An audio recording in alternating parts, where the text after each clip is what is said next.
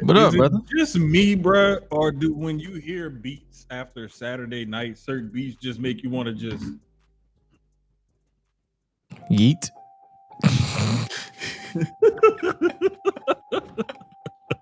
Yeet. bro? We had the dog doing it a little while ago, You should have recorded it, man. bro. He was just looking at us like, what are y'all doing to me? Like, what is going on? Like, why is this a thing? Like, Unhand me. okay, yeah. I'm a pause going up and down. Okay, whatever. Remove thy hand. I swear he be looking at us like real judgmental sometimes, especially when he's in certain areas. He just had this look on his face, like almost like this annoyance, disgust. And it's real bad when he crossed the little pause and he be looking at you, because it really be like on some really. I don't know, bro.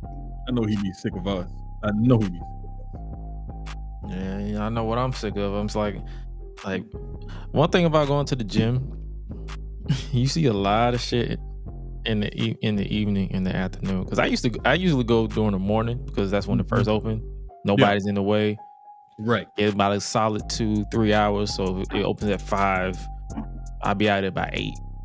So right when the school buses are done picking up, I ain't got to worry about no stopping and starting. I already got my workout in and I can go handle my business. But you always see some shit when you go in after 12 o'clock.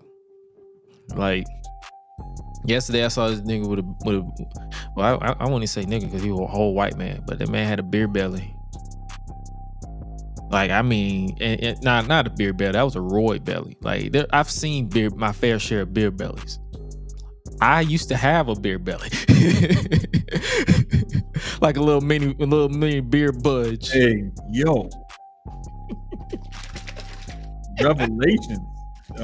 Yeah, I used to have a little pudge. Now I got iron board, but that man was.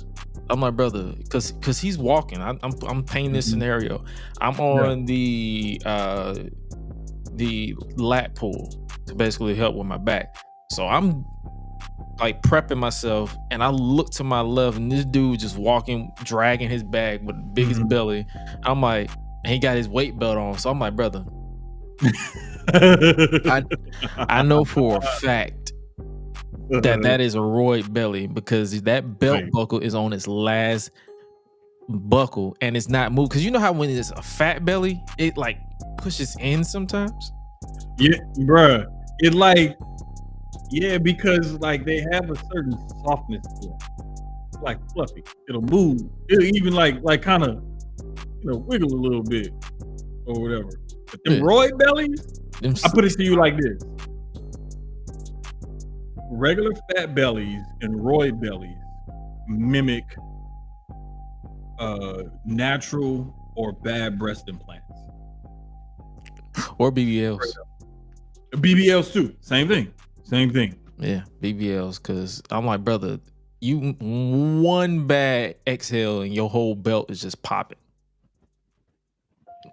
Hey, put that other comment up, that first one. I just want to show everybody something. That is the person that is in the picture with me and Sloan. What up, Jay? Yeah, that's like some real day one ish. Like me and him been knowing each other since we was knee high to a grasshopper. Knee high to a grasshopper. We are some southern boys with some country strength. Ain't nobody man enough to feel the pain.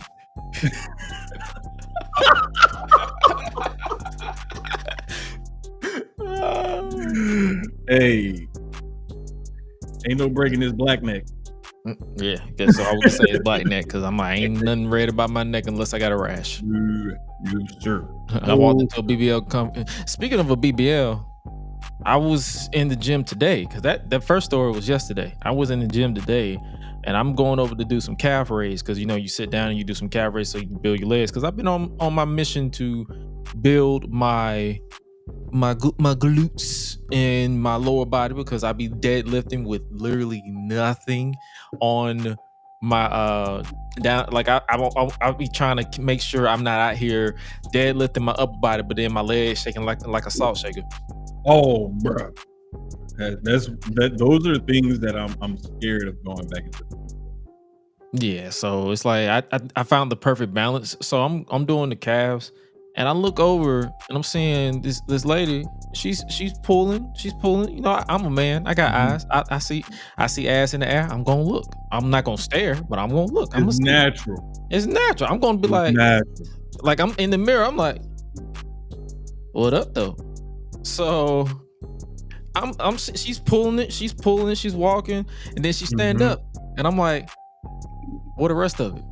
Because you see ass, but then the legs is like skinning, like, you know, the little lizards on Monsters Inc. Not the little lizards, you know, the aliens, the little bugs. Like, what up, man? Like, yeah. She was built like that. I was like, you got all ass, no hip, Yeah, barely a quad, and barely some calves. My sister in Christ, you look like a bumblebee.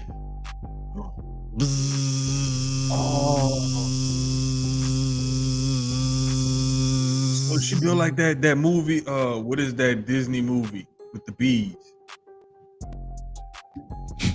Bruh, what is that? Bugs movie? Life? I don't know if it's a Bugs Life. It could be. I don't know, but it was a Disney movie with the bees. Oh, you talking about that Pixar movie with the bees? Sloan, help us out, bro. Was it Bumble? Was it not Bumble? Was it Bumble? God dang it! What is Damn, that? we live if I even hit the intro, because I'm curious. Bumblebee movie, Disney. B movie. B Duh. B movie. She built like B movie.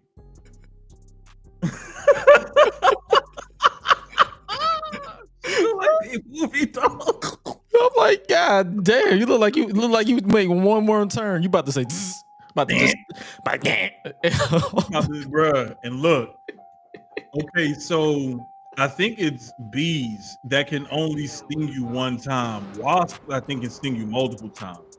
Oh yeah, because I actually got stung in the face when I was way younger by a bee, and they left their stingray in my jaw. Like they stung me right in the face. So I think that's what made me go bald quicker, because I got stuck in the head. I'm blaming it on the bees. Let's blame the bees, and not Mother Nature. Blame genetics. We're gonna blame the bees. Gonna blame the bees. Yep. Speaking of bees and skis, and might as well go ahead and say yeah, and talk some wrestling.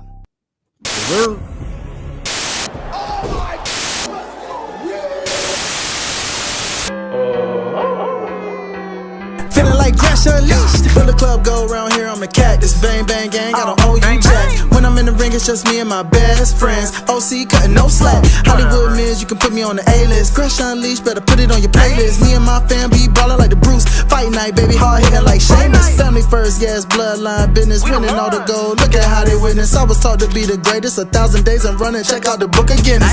Coolin' with the baddies in the baddie section. Guarantee you they ain't jaded. Yellow, you babyface, I ain't feeling your gimmick. The fans think it's overrated. I bet you thought you the EST, but homie, you don't even really go here. I'm better than you and you know it. Scumbag, baby, I'ma make that clear. Making many moves while I'm headed on a flight. I'm the mega star, baby, on these LA nights. Putting on 5-star classics, contract year, cause today is a whole new price. Brock Lesnar on the beast. Eat, sleep, flex, and repeat. Whole new swag with a price on the tag. Coming live from the west to the east. Better recognize on the mouthpiece. See the power level gotta increase. Bringing content on a daily. Feeling like Gresh Unleashed.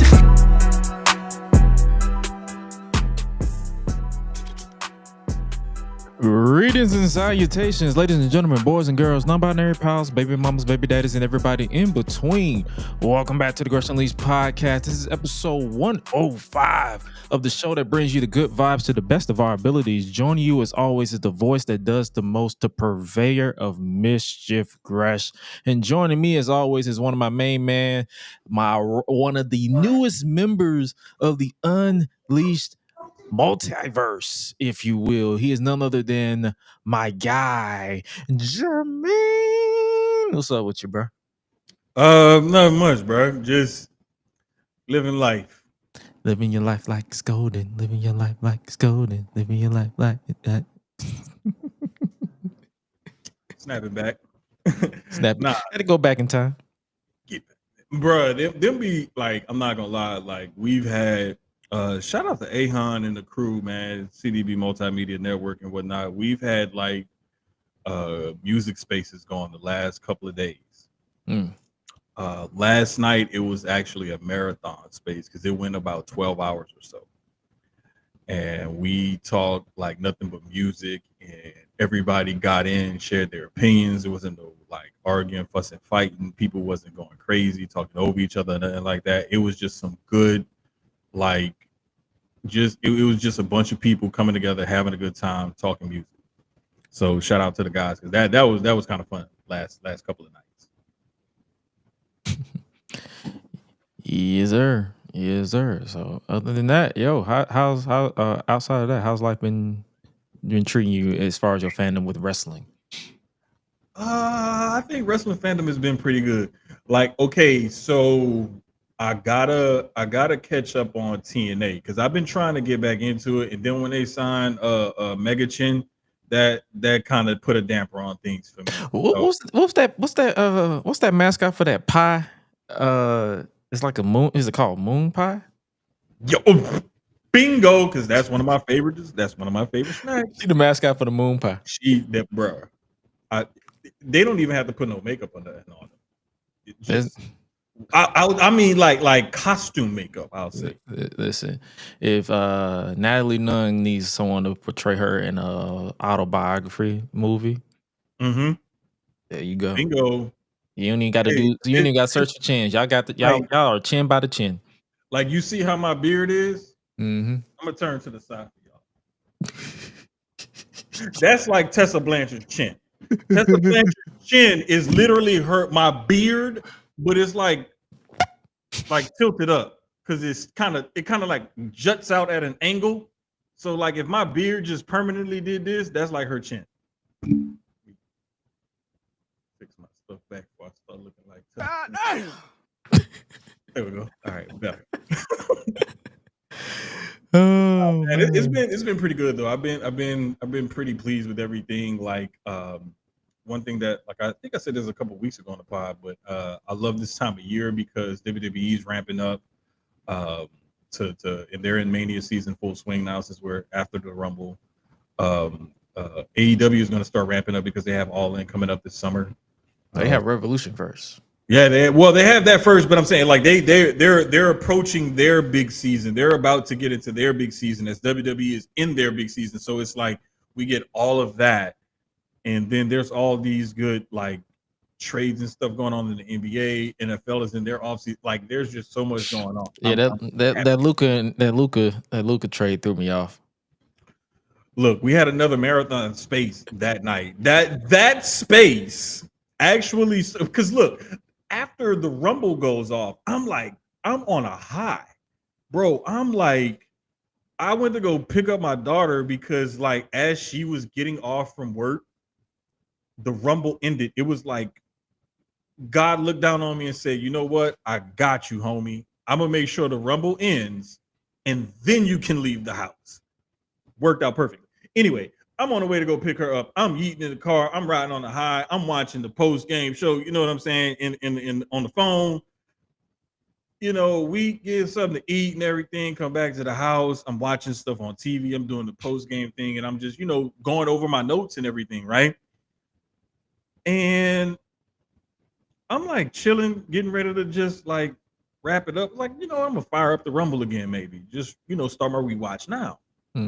Trade alert comes in. I'm like, what? Get a text. What? Is this real? Yeah, it's real. A couple minutes later, we start a space and we go to like 4 a.m. Like it was crazy. But that space and some conversations we had that night sparked the music and everything talk spaces, and it blew up from there. And so yeah, because I saw shout out to Lo, Wrestling Wind Down, love her. She was like, in wrestling terms, explain this to me. And I was just trolling because I don't take anything serious on Twitter. No, you do not. traded Kenny Omega for Eddie Thorpe from NXT. And people was like, wait a minute, what do you mean by this? I'm like, oh, I got to explain this. I forgot some niggas take me serious. I'm trolling. I was not serious. It's like the equivalent of AEW trading Kenny Omega for 2015, 2016 John Cena. Yeah. Yeah. You could say that. It's a lot of different comparisons you can make, but as soon as I saw that tweet from you, I was like, This I know he trolled. I know he trolled. But wait, this is what made the joke even funnier to me, like today or yesterday, last night. So I saw a video of Eddie Thorpe like playing the guitar or something. Dude is talented. If that was really him playing the guitar, and like if that was him, she was tight. Okay, but when I saw that video, it reminded me of your tweet, and I laughed again at your tweet because I saw him in that video. And I knew you was trolling, and I still couldn't help myself. I was like, nope, I gotta respond. I know he trolling me. I know this is a troll, but I have to respond. You say, hey, bro. I was like, my bad. Bruh, let me tell you, thank God for Keys, because Keys has to get on me all the time. He was like, Jermaine, when we do Sucio Sports, tomorrow night, Wednesday, 8:30, we got a special guest. But he always has to like reel me back in, like, bro, it's just like barbershop talk, bro. Everybody's just spitballing ideas, like, don't just relax. And so for the like when he reels me back in, I'll be like, oh, okay, cool. I got it. But when like that night for the trade, I let it go for a good 45 minutes to an hour, and then I couldn't take it no more. I came off mute and it was I unloaded the clip and then I had to go back on mute. Man, I ain't gonna hold you. It did catch me off guard because it was like, I feel like if what's you call it was still owner of the Mavs, he would trade everybody but Luka. Well, if he was still the owner, because I know he sold his shares. He's like, I think he's got 28%. Oh, so he's not even majority anymore. No. The Adelsons, that group bought like 70-something%, and Cuban still has a percentage. He's minority owner, but he also still holds a position, I believe, in the basketball operations department, if I'm not mistaken. I can't don't hold me to it, but I know he holds some sort of title over operations, basketball operations. Yeah. But what was interesting to me today, I saw a message, a skeet, I'll say, from him on Blue Sky, where he quoted Stringer Bell. Yeah, and I thought that was interesting. And it wasn't like some somber thing to say, like he was upset or anything. And I'm not trying to really read anything to it, but I'll just say this: 2 days after you traded your franchise player, if you're posting stuff quoting The Wire, Stringer Bell specifically, I don't think he either cares or he may have been involved in it and said, hey, let's do it. Let's just see what happens. Let's just see what happens. But yeah, this honestly just got me interested to see how the next season is going to go with this switch up, because I feel like I saw on ESPN a lot of people saying they're going to switch. A lot more people are looking for trades. Yeah, there's a lot. We're gonna really dig into it tomorrow night and get into a little bit of the weeds of it. But we have a guy coming on. He's a lawyer here in Texas. Gotcha. Lifelong Mavs fan, so he does have a personal interest in this. However, he has a very interesting theory as to why this trade could be a domino of bigger things to come down the line. Very interesting, but also very plausible. If you look at the business side of it. Big bet. So make sure you guys tune in and tap into Sucio Boys tomorrow, so you guys can really enjoy that conversation and really tap in. You can see it right there if you're watching in the video format. Just make sure you guys stay locked in and stay tuned in with everything. Whatever we don't talk about on here, tap in with them. Whatever we don't talk about on here, Bingo. tap into on Thursdays for the Public Enemies podcast, so you guys can Bingo. keep that continuation going as far as all things that we got going on. But before we officially dive into everything that's going on, it's like we got a return here for the Gresh Unleashed podcast. I believe he is still trying to get his stuff situated, but let's see if this works for him. Hello, brother. Hey, What's up, y'all? What's happening? Can y'all hear me, brother? Yes. Yeah, we got you. Sweet. I just want to make sure, man, we got a new mic, you know what I'm saying? New camera, you know, we testing everything out. What's up, everybody? What's going on, man? Bruh, it's good to have you in here, man. Hey, welcome back up, brother. Crew, man. Been a long time, my brother. It. Yeah, for sure. Hey, this smooth. But right yeah, here, so now that the crew is all here, let's dive into some good professional wrestling. But before we do that, we got to, I guess we're gonna go backwards because it's the Royal Rumble. We're gonna do highlights or whatever, but you already know how we do it. So we just I got a clip that I want to play for everybody, so that way we can know what we mainly want to talk about from the Rumble, because if we saw the, I guess you can say, backlash of a certain outcome. But before we talk about him, let's talk about the one and only, the GOAT, and see, or current to the modern generation, the GOAT, John Cena. Let's see what this man got to say. I would like to do something different tonight. I'd like to play a little game. It's called Who Can Get the Headline Out Fast Enough.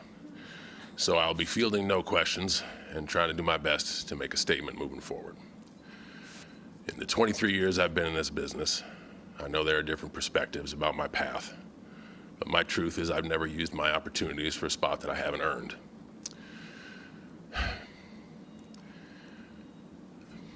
Tonight was special for many reasons, but it has begun to sink in that it was my last Royal Rumble. And that Las Vegas, in looking at the sign when it was down to 2, and I had a moment to let the energy sink in, I realized that Las Vegas is my last WrestleMania. The last time I main evented a WrestleMania was 2013. That's a long time ago. The reason that hasn't been at the forefront in my mind, I've been a gimmick, I've been the first match, I've been in the middle, I've shared beers with the fans, because my truth, my perspective is I've always done what's best for business. Tonight, standing in that ring, I wanted this experience to be a tour of goodwill. I've openly admitted I don't know how much I have left in the tank, and I just wanted to do something that would be nice for all of us to get together and have a good time. Unfortunately tonight, it dawned on me that that's not best for business. What is best for business is I main event WrestleMania. And what is best for business is, for the first time, I confidently say that I'm gonna win a 17th championship. So I'm announcing tonight that I will compete in the Elimination Chamber. And I'm saying that because after 23 years of loyal service to this company, I feel that opportunity is earned. And yes, I'm flying back to Hungary to film a movie, so what I'm going to do is give my 5 other opponents 1 month to slander my name and bolster their self-confidence the best that I can. I told Toronto when I announced my retirement that I was grateful for the city and I would be back, and I would be back to kick ass. It is time to walk that talk and be who I say I am. I am going to the Elimination Chamber to win, and I'm going to main event my final appearance in WrestleMania and win a 17th championship, because that's what's best for business. And I say that because it is not best for my ego. It is not best for my business. I have built my existence here off of hard work, loyalty to this company, and respect for all of its branches. I will win 17 not for me. I will win 17 to someday shake the hand of the person who wins 18. Thank you very much. All right. So we already at this point we already know who won the men's Royal Rumble, and we will talk about it in that in a second. But I wanted to start off with John Cena in the post show. So they already did something that a lot of people, because we didn't do a post show for the Royal Rumble because exhaustion, life, all that stuff happened. But however, Jey Uso is the winner of the men's Royal Rumble.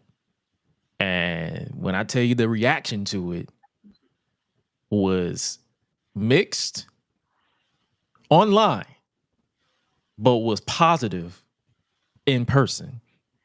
That leads to question that we're going to have in just a second. But John Cena, do we see him winning the Elimination Chamber and going to Mania, or is it going to be another situation to where he's just going to be desperate, and or is it going to be another 2018? Because remember, in 2018, this man went through a lot just to get on WrestleMania.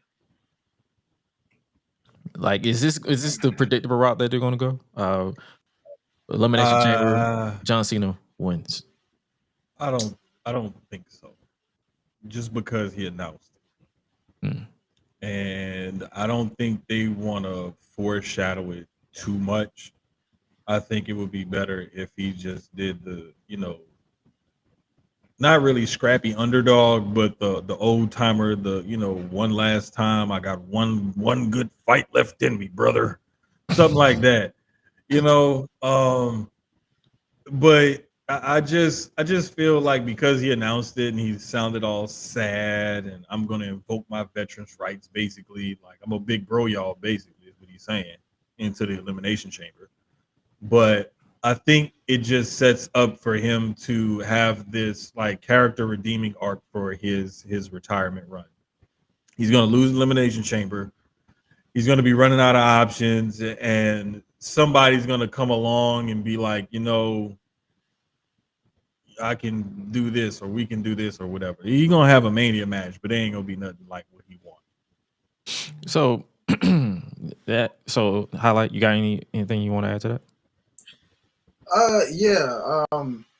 Outside of this beautifully presidential election style promo this man just cut in a post show, I would say that it's I'd say it's pretty much the thrill of the chase. The biggest story ever told is the babyface going for the chase, right? And in this case, as Jermaine so beautifully put, a dog saying, "Hey, I got one more fight left in me before they put me down, and I'm an old dog with maybe a few new tricks that I might pull out on this last hurrah." But you can tell that clearly he's not going to win this thing, and probably have that same shocked, dumbfounded look on his face that he had at the Royal Rumble when he realized, oh crap, my feet hit the ground.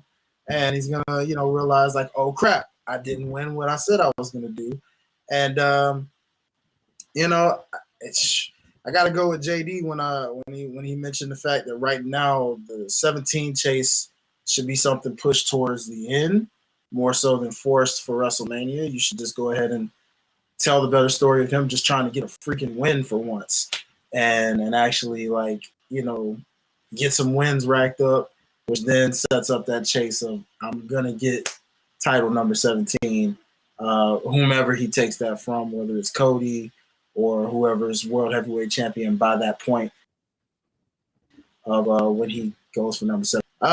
I say let's just sit back and enjoy this ride. To anybody that's still got complaints from the outcome of this thing, I don't know why. The man's literally going to be here until December. He got all year. He's going to get to it. Just wait. Just watch and wait, Oh yeah, for sure. And like I've said on this show countless times, I was like, it would be compelling. Like I agree with who you say, JD. I basically said that a couple of times myself. I was like, I feel like the way that John Cena is set up, he's going to constantly fail until he finally he realizes he's running out of time, and then be like, yo, I have to win. Like I've been made to look like a liar. because I keep failing and you are in my way. So now I have no choice but to take that title from you.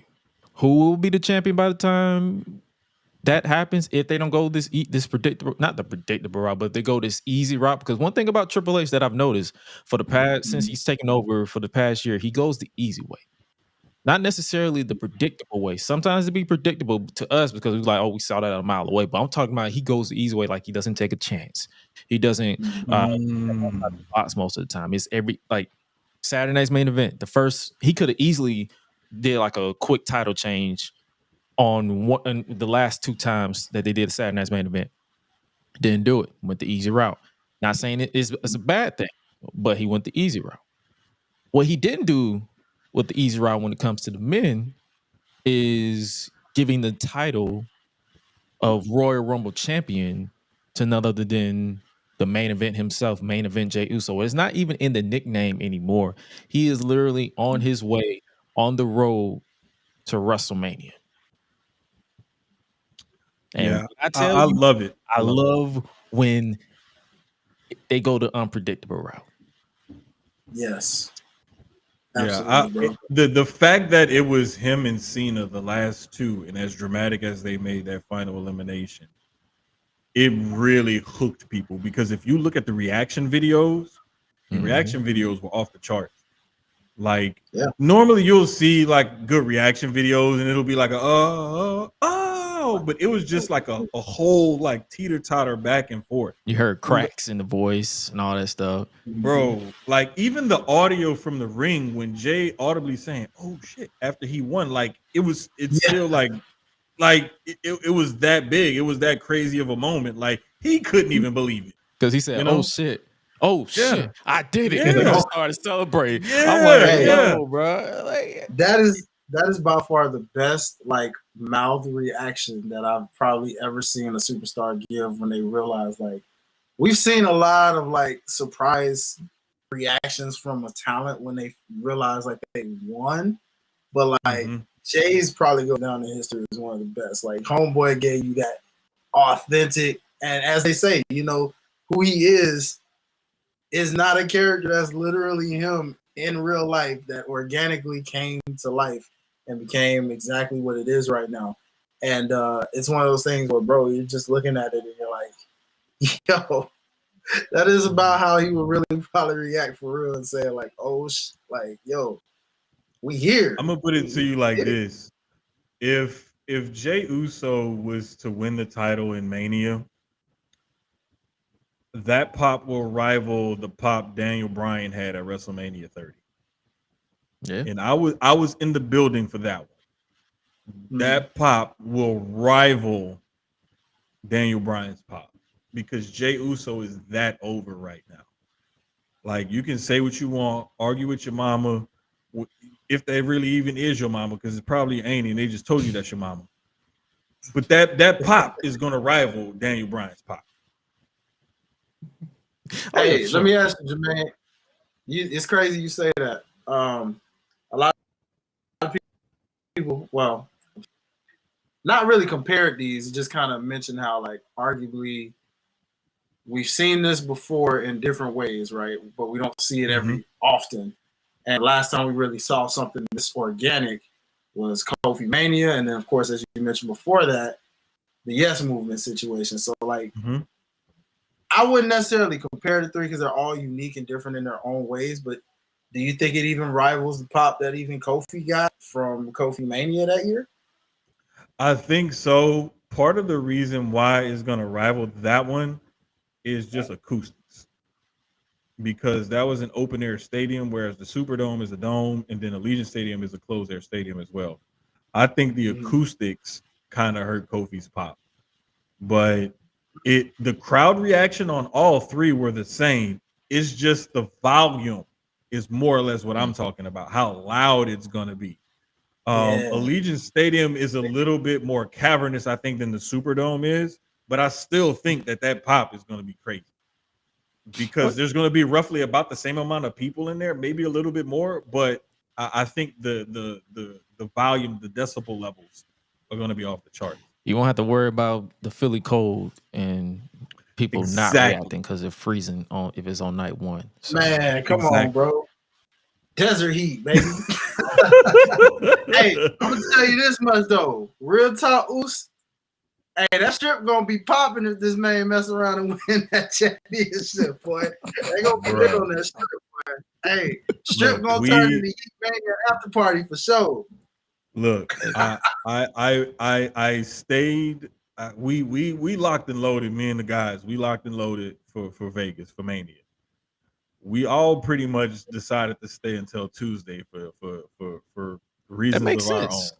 That It makes just sense. it's more cost effective. Number Mhm. one, and it's just to give ourselves another day of let's just hang out with each other and kind of check the lay of the land and see how everything is going after Mania. Even after Raw, after Mania. And we just wanted to do that just to give ourselves that opportunity. And I can't wait to see it. And Sloan, matter of fact, Sloan was there. He was at the Rumble. So he says that pop for Jey was deafening. And the video that I saw him post, or he sent us over there, I can't remember where but I know he took a video. It was so loud, he couldn't hold his phone straight. He literally could not hold his phone straight. That's how loud it was. His phone was shaking. It was crazy. And that just shows me how disconnected online is to reality.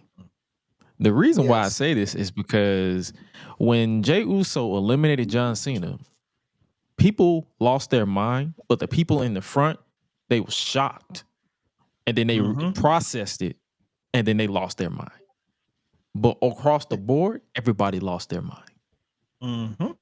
And then that's where you come into the conversation where entitlement comes into play. Because you know how last year, even though it was stupid, you know how last year with Cody, we want Cody. This man handed over his title shot. Online really thought that they were going to bully WWE into doing something similar. And then this is where I just laugh at people online because I don't take them serious. Because weren't y'all the same ones who shaped our mouth when it comes to what AEW is doing? Jon Moxley and Adam Copeland. Talk about it. Y'all complain about that, why is Jon Moxley struggling to beat an old man in Jeff Jarrett? I hear y'all. But y'all want them to sacrifice the popularity of Jey Uso so we can see a John Cena, a CM Punk, a Roman Reigns when all they got to do is either survive this Elimination Chamber or just use their name and say, hey, I'm on the card. They're going to WrestleMania by default. They utilize this match to elevate somebody new. And then if you want to be technical, let's look at the analytics, the metrics. The Samoan Dynasty is pushing merch. They're pushing numbers. I'm not one to talk numbers. That's Jermaine's thing. But I'm telling you right here, right now, I pay attention to a lot of stuff. Yes. And I'm like, bro, this dude is organically over. He's popular. Is he the best in ring? No. I've seen technicians. I've seen Bryan Danielson is right fucking there as one of the guys who I feel like is the best. Bryan Danielson, Shawn Michaels, I rotate. Kenny Omega. I have my favorites that I know for a fact once that bell rings, they're going to kill it. Sometimes their promos are hit or miss, but when that bell rings, you know for a fact that you're going to bite on something. Kurt Angle. You have your ring technicians that are every time they're in that as soon as the bell rings, they go kill it. But then it's we're not finna sit here and act like Jey is just this horrible wrestler that we've ever seen in the world, because have we been watching the same people? Let's really call some people out. From the men's side, Val Venus was a shitty person, but he was all gimmick. Who else? that I could think of. Like pretty much majority of the mid card in the Attitude Era, in ring wise, once that bell ring, that shit was ass. But it was entertaining. Yeah. Hey, the Godfather, you know what I'm The saying? Godfather, Hey, like respectfully, boy, respect to the very Godfather. similar to that. He could, and the crazy thing about it is he could work. He Mhm. could actually work. It just didn't. That wasn't required of him for that character, for him to be like this great worker. Because Godfather was never in Exactly. like a 15, 20-minute Broadway or whatever. Like he didn't have to do like that, close the show, give the people what they want, go home with a banger. He didn't have to do that. CM Punk, like yes, he calls himself the best in the world, but if you want to talk about fluidity, he's a sloppy wrestler, but it works. Facts. Mhm. Facts.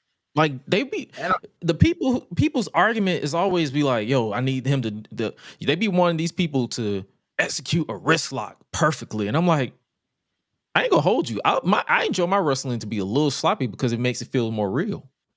When everything is so organized and like fluidity, then I'm gonna be like, oh, okay, this is choreographed. It's and that's what like that's where I get into it with when they talk about quote unquote flippy shit. Like when flippy shit is done and it helps add to the story of the match that you're trying to build, it works and it's great because it's highly entertaining and athletic.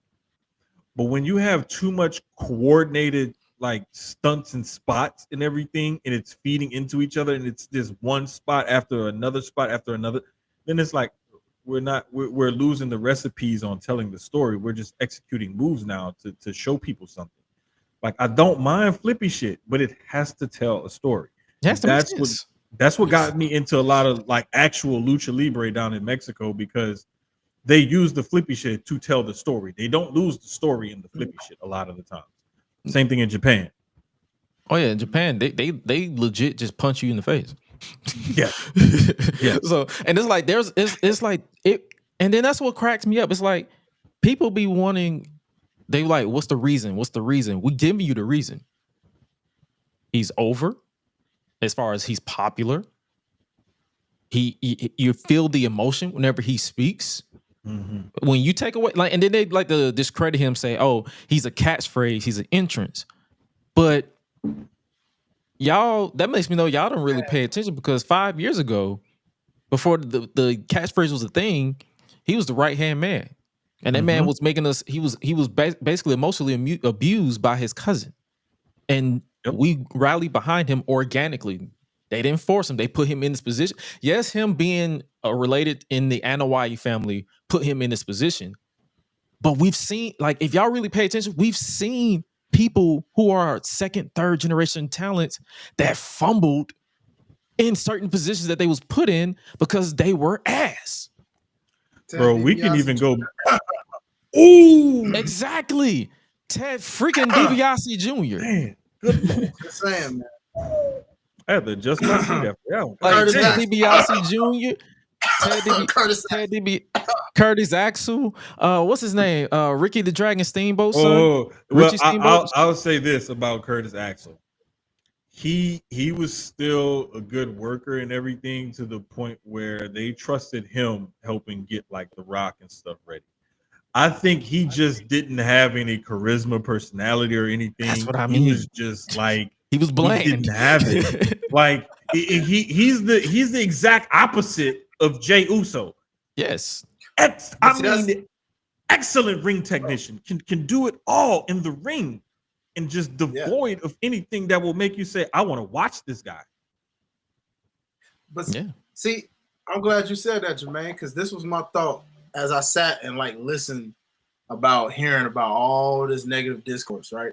And I'm sitting here like, okay, first off, we shout out to Natalya, right? We talk about some of the greatest wrestling talents that can go bell to bell, lock for lock, all of that with the best of them. But bland when it comes to personality, when it comes to everything else, you ain't into them. So the ones that can wrestle, sure, you support them, but you know good and well you ain't never gonna see them at the cream of the crop or the top, because they're gonna make the other ones that at the top look good. The Rock wasn't the greatest wrestler in the world, But there were people like Chris Benoit and all of them, Kurt Angles and all of them back then that made them look good when they had some of those banger matches with them that they had, right? You look at all of these, man, listen, me and Gresh say this all the time when it comes to the Samoan moveset. All of them got about the same moveset. They show each other tribute. You know what I'm saying? Now we see, Jimmy, shout out to him. He's starting to, try to find himself, doing corkscrews. We see Jey doing, nobody wants to talk about the fact that this man did a poison Rana in the middle of a Royal Rumble. Thank you. 4 moves, but he just did a poison Rana just to show you a little something. These niggas can do something when they want to do something. And if you're not paying attention, that's on you, sir. You know what I'm saying? That's on you, man. Just admit it's just because it ain't your favorite, and that's okay.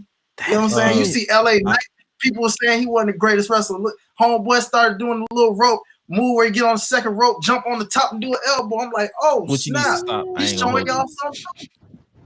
Come on, bro. He needs to stop. I'm just gonna let you know right now. I don't have anything to offer or add because y'all pretty much preached the whole sermon. I'm just here to pass around the collection plate at this point. The last thing I will definitely say is like I feel like a lot of people are turning anytime someone is popular, they always want to go against the grain. It's the tale as old as time. It happened with John Cena. They're pretty much these kids who were old enough, who were young enough actually to see John Cena in his prime, are becoming what they hated from the older generation when they used to shit on John Cena being limited, but he was extremely popular with the kids. Bro, so now Jey Uso is popular with everybody. The kids and the ladies, and they want to say, oh, he has 4 moves of doom, 5 moves of doom. Oh, he does a poison runner. Oh my God, we've seen that before. Yes, we've seen it a million times in other places, but you don't ever see it here because it actually matters for the moment in time. You've also seen like a 187-pound guy do that to like a 190-pound guy. You haven't seen a 240-pound guy do that to a 260-pound guy. Exactly. So, I mean, I'm just saying. But the thing is, like, his whole character arc, if we even go back to from his training and their humble beginnings in FCW, even if you go back to ROW when they were here in Houston with Booker T, like they were twins. And it was, you can't tell them apart. And they had the face paint and did the haka and all of that. And then it was like, day one-ish, like they're still a tag team. And it was always this tag team. And then it was like, okay, this is Jimmy and Jey. Now you can kind of tell them apart. But they're still a tag team. He was always this tag team guy until he became the right-hand man. But then he was under Roman's thumb. And then he became main event Jey Uso. And then it almost became a parody of itself because people were just like, he's main event Jey Uso, but he ain't really main event nothing. Now that he's always losing. Right. Now that he's being pushed and he got that opportunity, now y'all mad. Like, that's the thing. That's the thing. Because enjoy the ride. We was literally the ones out here saying, bro, it's time, because we said it 2 weeks ago, 3 weeks ago. I said, bro, Jey needs to win eventually, or people will not give a shit anymore. And that was with respect, because it's like you could only lose so many times before people call you a loser. It is what they call the Bray Wyatt effect. Because remember, he was always talking in his peak, and then they just kept having him lose for no damn reason. Hey, I'll raise you up that and say Dolph Ziggler was the same way too. Remember, similar path. Got over organically. Oh, yes. Won that Money in the Bank. Had that moment. Got them concussions. Management didn't trust him no more. Then he started losing all the time. They got to the point folks just didn't care. Like, well, he just gonna lose anyway. What's the point? Once he slid down the card, that was it. But I will say one of the bigger pops of somebody that got over organically that I do remember being live for was when Zack Ryder won the Intercontinental title at WrestleMania 32 in that ladder match. Yes. Like, I'll be honest with you, I was in the building for that one too. His pop was way bigger and better than what Roman got at the end of the night. It was a lot of booze. Well, yeah, because it was 2016 Roman. Zack Ryder, the people lost their freaking minds for Zack Ryder. And that's, like we said, when people get over organically, and it's not something the company has to shove down everyone's throat, but when it's it's just the genuine love. And like Sloan said, you put his comment up, like he's seen more grown men in Yeet shirts than anything, and he was one of them. Like this man is just immensely because he has something for the kids, you know, with the Yeet and the shirts, the colors, and everything else. He's a good looking dude. Like just call it what it is. That's why the ladies like him. He's a good looking dude. That's why he came out in Atlanta with his titties all out, even though it was cold outside. Exactly. And then you look at like guys like us, like, okay, well, we feel the realness in his promos when he cuts a promo. There's different parts of that man's character that connects with different people, and that's why he's organically over. I don't know why people can't see that. Bro, Hi-Lite said it. Like they're just mad because their favorite didn't win. Thank you. Thank you. And that's the thing.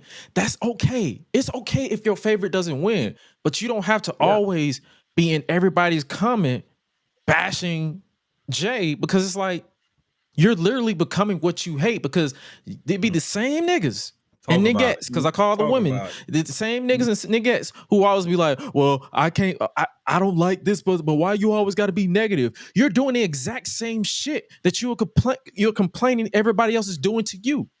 You're literally becoming what you hate. You're becoming a hypocrite online. For what? We're not paid to like Jey Uso, and you're not paid to hate Jey Uso. You're just doing it because you're petty. And then you want to play victim when niggas call you out or clap back at you, because there's legitimately real Jey Uso fans, and it's so many of them. Like shout out to Isha and all them at the Fem Pod over there. Like I probably got it wrong. I apologize, but they are some heavy Jey Uso like hitters. And I was literally watching everybody trying to clap at them, and they was clapping back like, nigga, you ain't gotta respond to it. We are genuinely happy for our dude. Yeah, right. Thanks. Like as he said, I put the company. He told the company in the camera on his way back. He said, "Put the company on my back. I already got the culture on my back, so put the company on my back." And that's literally what he do. Because we're not gonna just sit here and discredit this man, because he's not the most like crisp guy in the ring, but he can still go, given the right opponent. That whole saying what he said, that's the kind of stuff that he says that resonates with guys like us, and that's why I love that comment and everything. I love just his confidence, his realness. It's just his everything, man. It's just he connects with you and he resonates with you, and it makes you feel something. And it's like, you know what? Yeah, like this is somebody that, you know what I'm saying, we can get behind. You know, we can get with this guy because he connects with people and he makes you feel something. And that's the part of a performer of any kind of art or entertainment you're in, is to evoke emotions in people.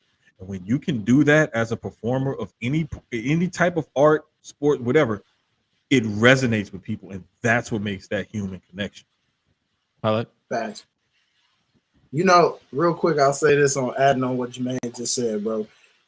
If this was hip hop, Jey Uso is the DMX of professional wrestling right now, y'all. And I say that in terms of what y'all just said, the emotion, the feeling, how organically he captures you with what he say, what he do. Some people may be like, oh, well, X wasn't the best lyricist in the world, this and that, or he ain't, you know, he was dope, but you look and read his lyrics, you know, he ain't the best lyricist, but it's like, it don't matter. You gonna feel what he say. You gonna rock with it because you know it's real. It's coming from a grit and a grind where you like, I feel that right now. And to me, that's just how I see it. You feel me? So like, hey, y'all just remember that. Y'all keep that going and keep that same energy when it comes to the Usos in general. Any of y'all talking about Jey right now in this in-ring stuff, I don't want to hear none of y'all go back and say any of them Usos classics was your favorites then. Because it ain't no different now than it was back then. So don't say nothing about that WrestleMania main event with Sami and KO.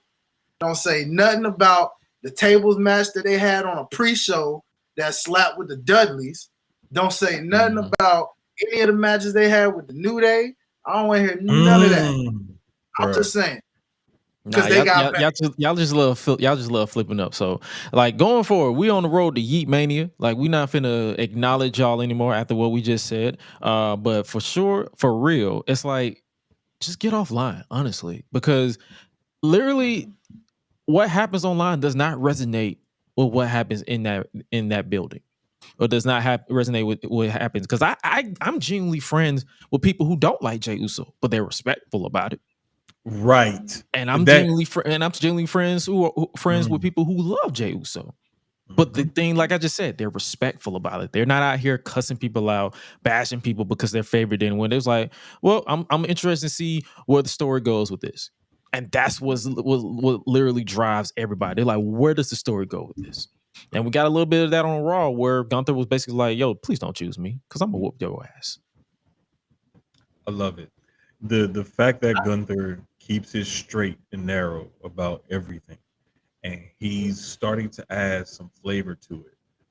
And they've done a good job of still booking him to be the champion and be strong, but also showing some chinks in his armor, whereas he hasn't been as confident like on the mic. Like Damian kind of got to him, and they're back and forth on the microphone, and kind of shook his confidence a little bit because he kind of got with him. And normally you don't see Gunther shook until it's in the middle of a match.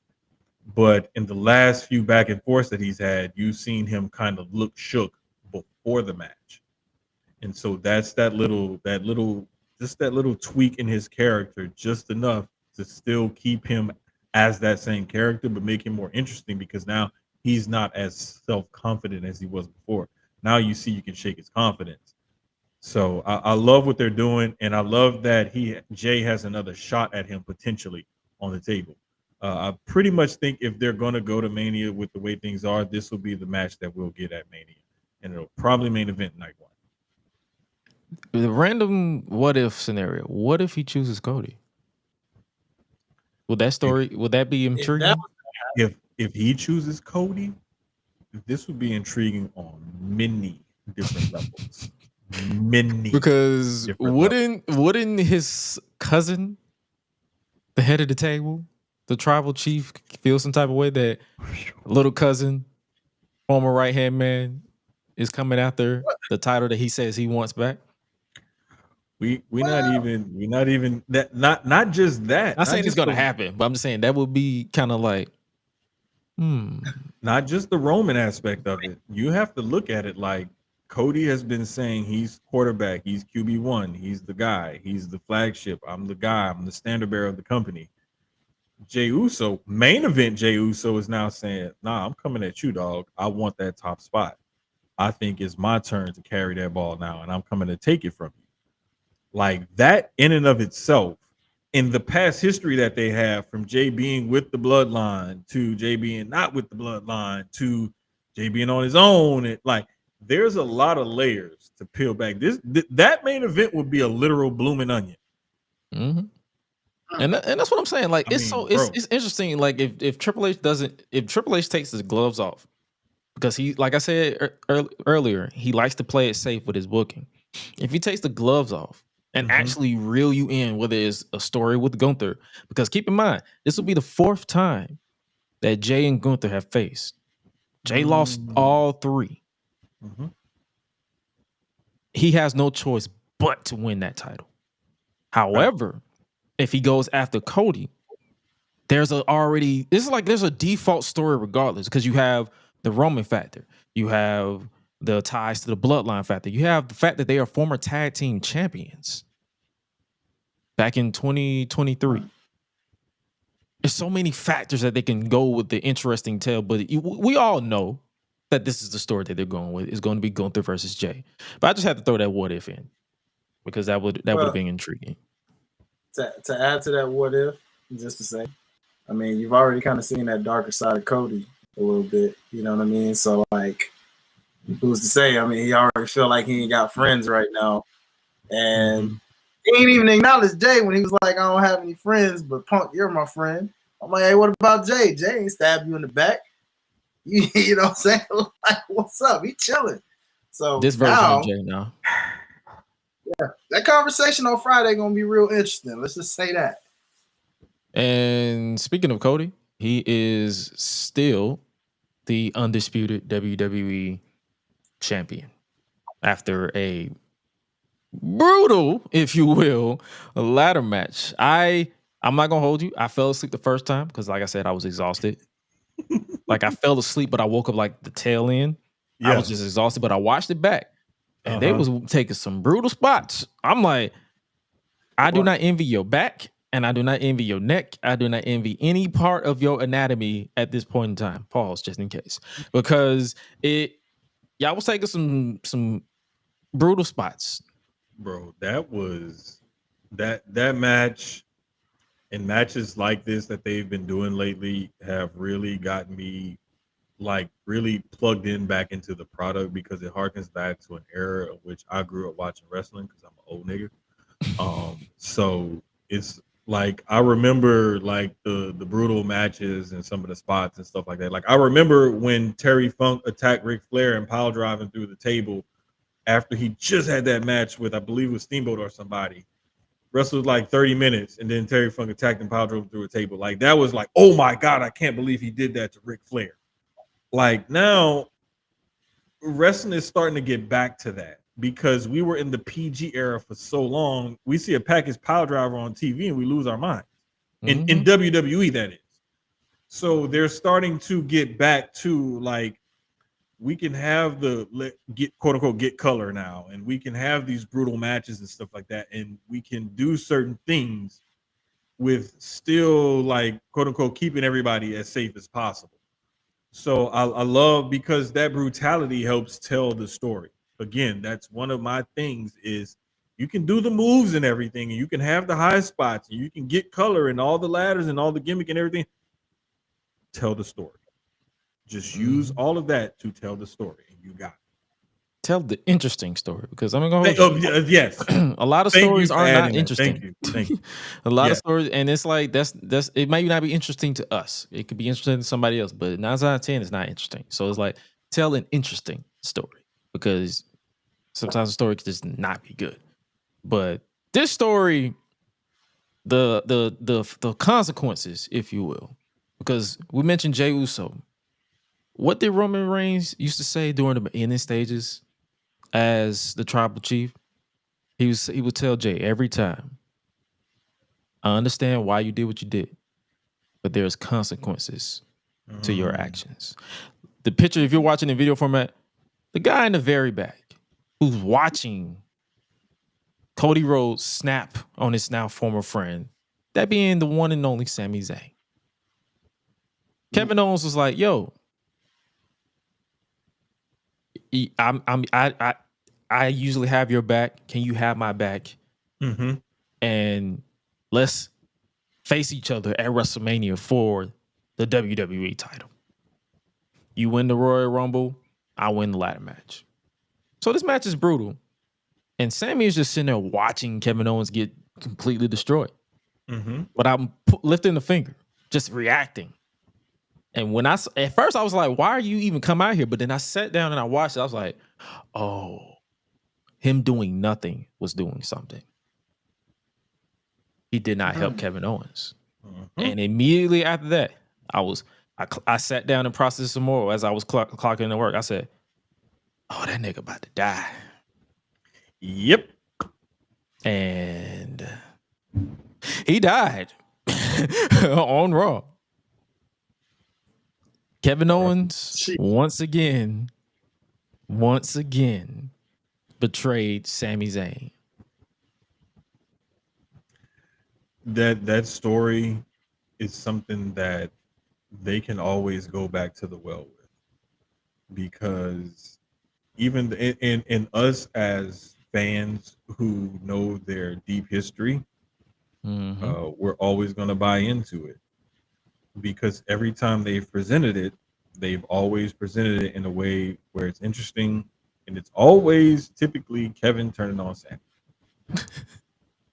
For some reason, they always find a way to find their way back. I think they had one time that the roles were reversed, and it was Sami during his conspiracy theory.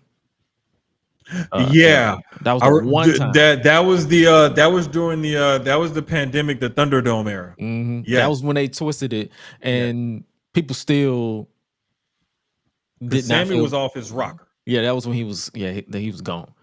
So now KO is off his rocker and just dropping hoes with package pile driver like it's going out of style.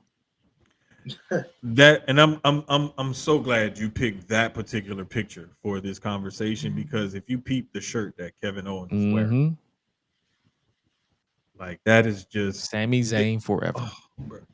KO is one of those guys that's such a well-rounded performer that you have to pay attention to all the little things, because he will leave you little nuggets and stuff.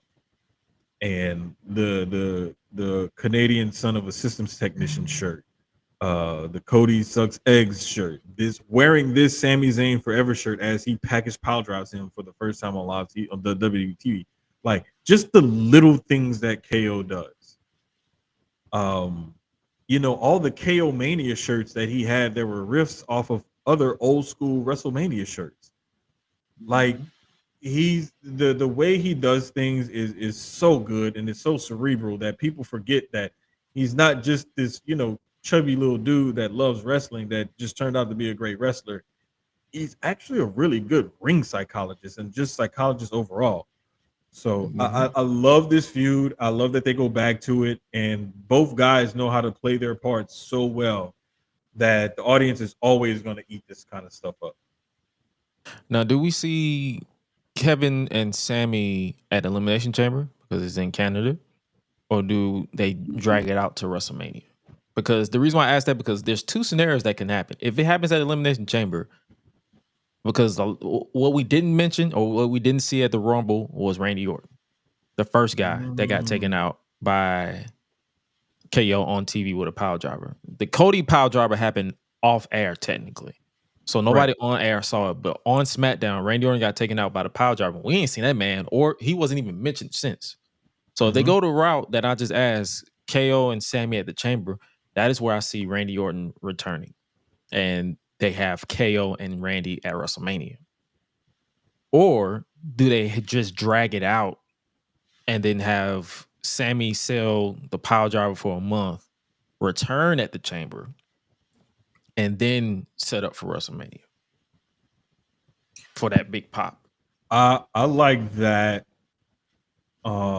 But we also have KO, who's obviously still like busted up from the Cody match. Yeah. So now he's taking Sami out, and he's still busted up. So they're both going to be away for a little while. So this storyline could really go anywhere. I just want to see, eventually, I want to see KO and Randy, and I want to see KO and Sami. Honestly, I don't mean to sound like this. I don't care when they give me either match. Just give me both matches. Oh yeah, just give me both. Me too. Like Just that's what we are. Like, I want to see both. I just wanted to see, like, where do we see it happening, because we always like to try to. I could say Randy KO at the Chamber with Sami returning, like you just said, because Randy's been out longer. Sami just got hurt. Randy could come back, like when KO's trying to cut one of those promos, RKO out of nowhere, and it's like, hey, I'm back. I'm ready to kick your butt. They get that going. KO ends up like getting disqualified because he hits Randy with something to try to take advantage of him, back his neck, and trying to pile drive him. Sami comes back, huge pop in Canada. Sets up the Mania match. Yeah. Got anything to add, Hi-Lite? Nah, yeah. I mean, honestly, personally, based off the tease that KO when he was playing mind tricks, as y'all so beautifully put, the baby mama drama, if you will. It didn't help that he was actually holding KO at the end of that match either. You know what I'm saying? Like, literally like a baby mama probably holding a baby daddy. And it's just like, then for that to happen was just like, see, I done told you. I done told you to stop messing with him. But now, look at you now. Right? And I think he will end up selling that, as Jermaine put, like, I think it's a situation where both of them need to heal up. But don't be surprised if, like, KO's still trying to come out here even beat up and justify himself and there. You know how Randy like to do. He like to take advantage of his doggone self. He the Viper, so you know the fact that he still cut promos in the car. Randy want to attack him the most. You know what I'm saying? Just to add to the damage. But I can see them setting that up for Mania because it's just one of those things where we've gotten this in every stage but a WrestleMania. And their friendship / feud is everything that Gargano and Ciampa hasn't been translating to on the main roster. Because Triple H keeps trying to revive that, as y'all see. And it ain't working. But this always worked because they always knew how to separate it. Let them go do their own thing. Plus, the crowd really reacts to both parties very popularly, unlike Gargano and Ciampa, who just aren't getting that reaction that they were getting in the NXT days for whatever reason. It just ain't translating. So I personally hope they do this at Mania, but I'm not mad if they do this at the Chamber. Like y'all said, y'all know, hey, 2 Canadians in the Canadian crowd. It's going to be stupid. It's going to go crazy. I'm here for the ride to enjoy it like y'all. Let's get it. Yeah, yes, sir. Speaking of enjoying the ride, CM Punk has officially qualified for the Elimination Chamber.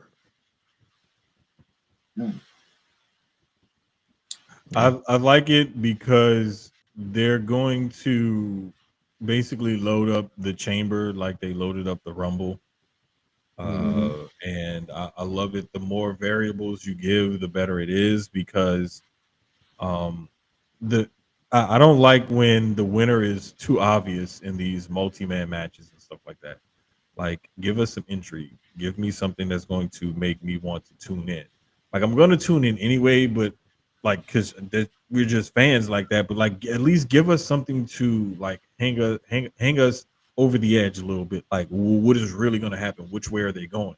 You know, when we as the hardcore fans can't foreshadow, it's better for us.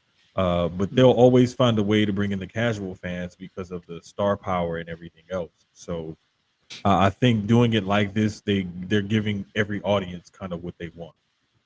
Oh yeah. So far we have John Cena and CM Punk in the men's elimination chamber. And you mentioned like it's too obvious that John Cena will win. I wouldn't be against them doing CM Punk as the winner, and then we get Punk versus Cody, because they also foreshadowed that in Atlanta when they had that promo. So it's so many ways, like just like the Rumble, it can go any which way when it comes to the men's chamber match as well. I'm just glad Jey Uso didn't say I'm gonna cash in my my title shot at the Elimination Chamber like a certain John Cena in 2008. Good Lord. That was like, I want to say that was like right before I got back into wrestling. Yeah. And when I went back and I was like, huh? I said the same thing when I was watching live. I was like, wait, what? This don't make no sense. Okay. But yeah, we got that. And also we have Liv Morgan qualified for the women's Elimination Chamber. I like it because whether people hate Liv or love Liv, like there are people out there who really love and support that character. It's obvious by the way, you know, the audience and everything reacts to her, whether she's doing a backstage thing or an in-ring thing.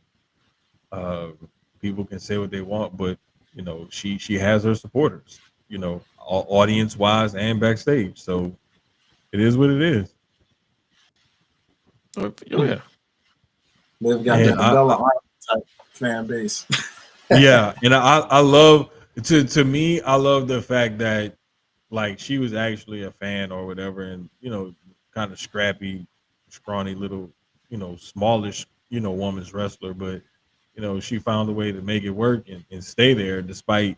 I'll never forget when she first got called up from NXT, her downside guarantee was like ridiculous. It was like the lowest on the roster. And now she's, you know, very well compensated for what she does. And, you know, more power to her for getting that bag. Oh, yeah. Speaking of power, we have Charlotte Flair as the Women's Royal Rumble match. Oh And boy. niggas out here saying, "Oh, Jey Uso is the worst the worst Royal Rumble winner ever." You clearly haven't seen Alberto Del Rio, but I digress. Speak on it. Now we have Come on. Charlotte Flair. You know how we mentioned predictability and what the hardcore fans can foreshadow. I saw this a mile away. Man, listen. Bruh. When Shorty came in at number 27, they couldn't have made that any more obvious. Her And it's getting sad her being the because- only one having a promo to announce themselves in the Royal Rumble told me everything I need to know. And that was 2 weeks ago. I'm like, yep, she's winning. Yep. Here we go. But also, the thing about it was, it's like there was no struggle. It reminded me so much of Cody in First year time. one when he won the Royal Rumble, coming from number 30. And you're like, bro, what? You didn't even go through nobody.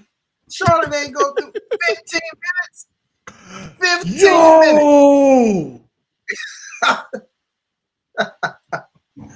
Bro. 15. Y'all watching Just NXT? saying, man. No. What happened? Y'all want the spoiler alert or Yes, I don't really care. not? Fandango is back, bro. Oh, TNA. Fandango is back, dog. Huh. Oh, Is he still Fandango? Dirty Or is he, Can. Bro, I don't know. I had Fandango. it on mute, but I know that like the music hit and I saw Fandango. oh yeah, it's a came TNA. out with a, If this with a leads to suit and if the this, I bet you glasses. this is gonna lead to Moose because isn't he aligned with him? Yeah, they would. He was in the system. So Yeah. so back to Charlotte. From one person to another.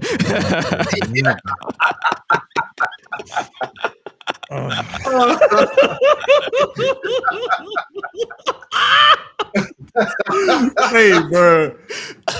Hey. no, Oh.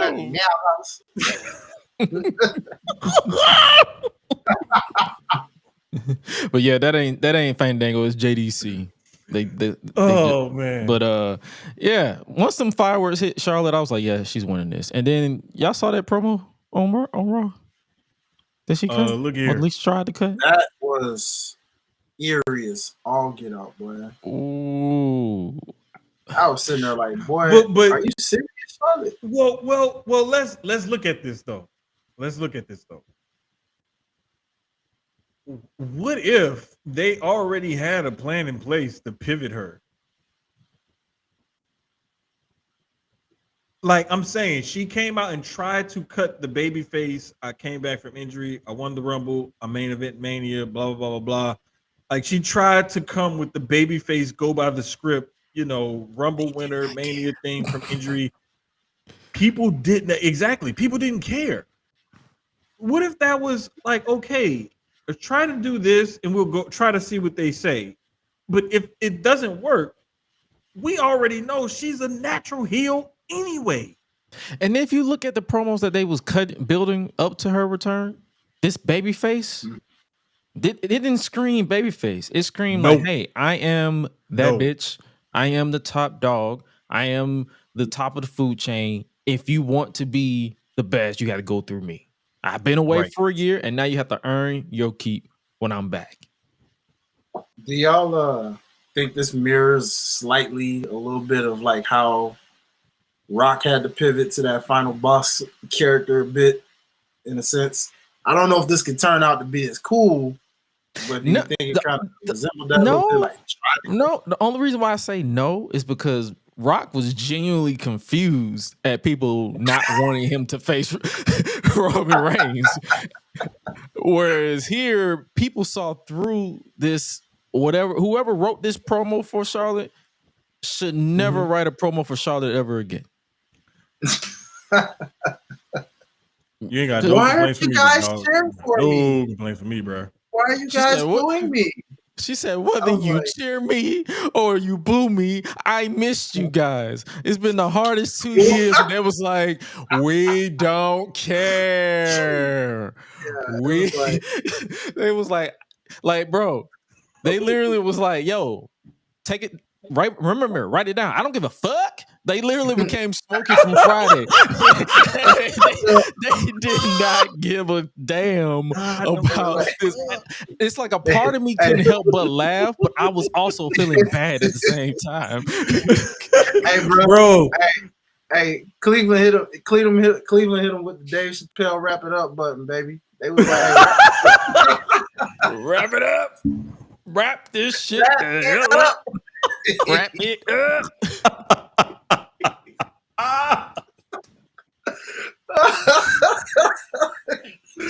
Hey, bro, it's look, ain't nothing I can say. Yeah. It is what, bro. The levels of secondhand embarrassment were off the charts Monday night. That's all I got. That's all I got. Damn it.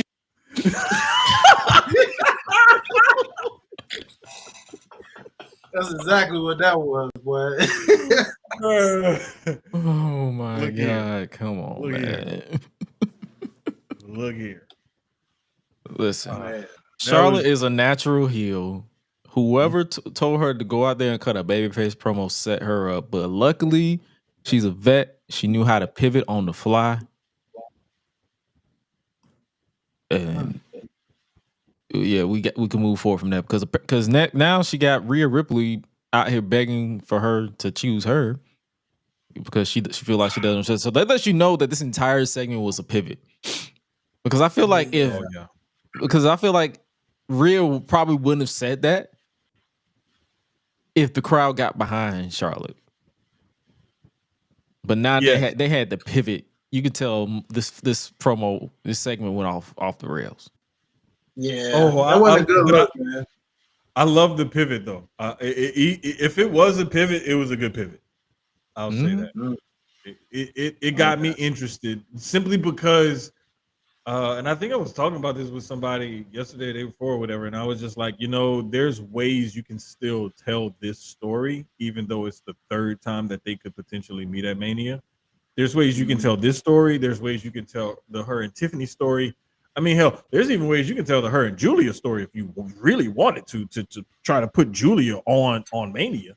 Like, there's a way you can tell each story with any three of those women, and there's an avenue to go down that will get people interested. It's just up to them to execute it to make sure they keep people interested. I'm curious. It's funny you say that, bro. I was just about to ask y'all this. Like, how do y'all feel about the whole exploring the NXT title thing? Because you don't see Jey gonna pop up on NXT. That man said, I'm going straight to Cody on SmackDown. He ain't saying that nigga saw Oba Femi. That nigga saw Oba Femi saying, fuck no. but not just that. No. Hey, not just that, but like let's be honest. The men's Rumble winner going to NXT. Come on. Really? Like really? But I mean, hey, if the women doing it, I don't understand it then. Why we got the women doing it? You know what I mean? Come on now. Edge did it. Come on. Briefly.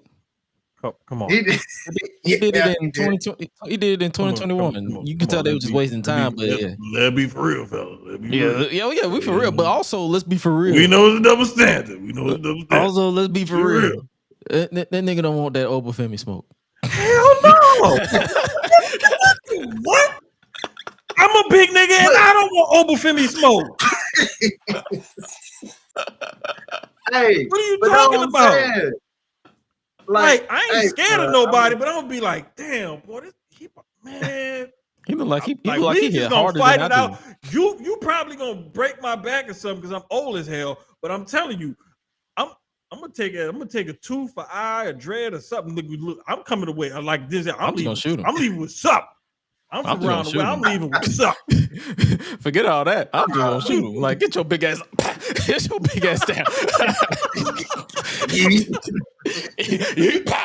Get your ass out.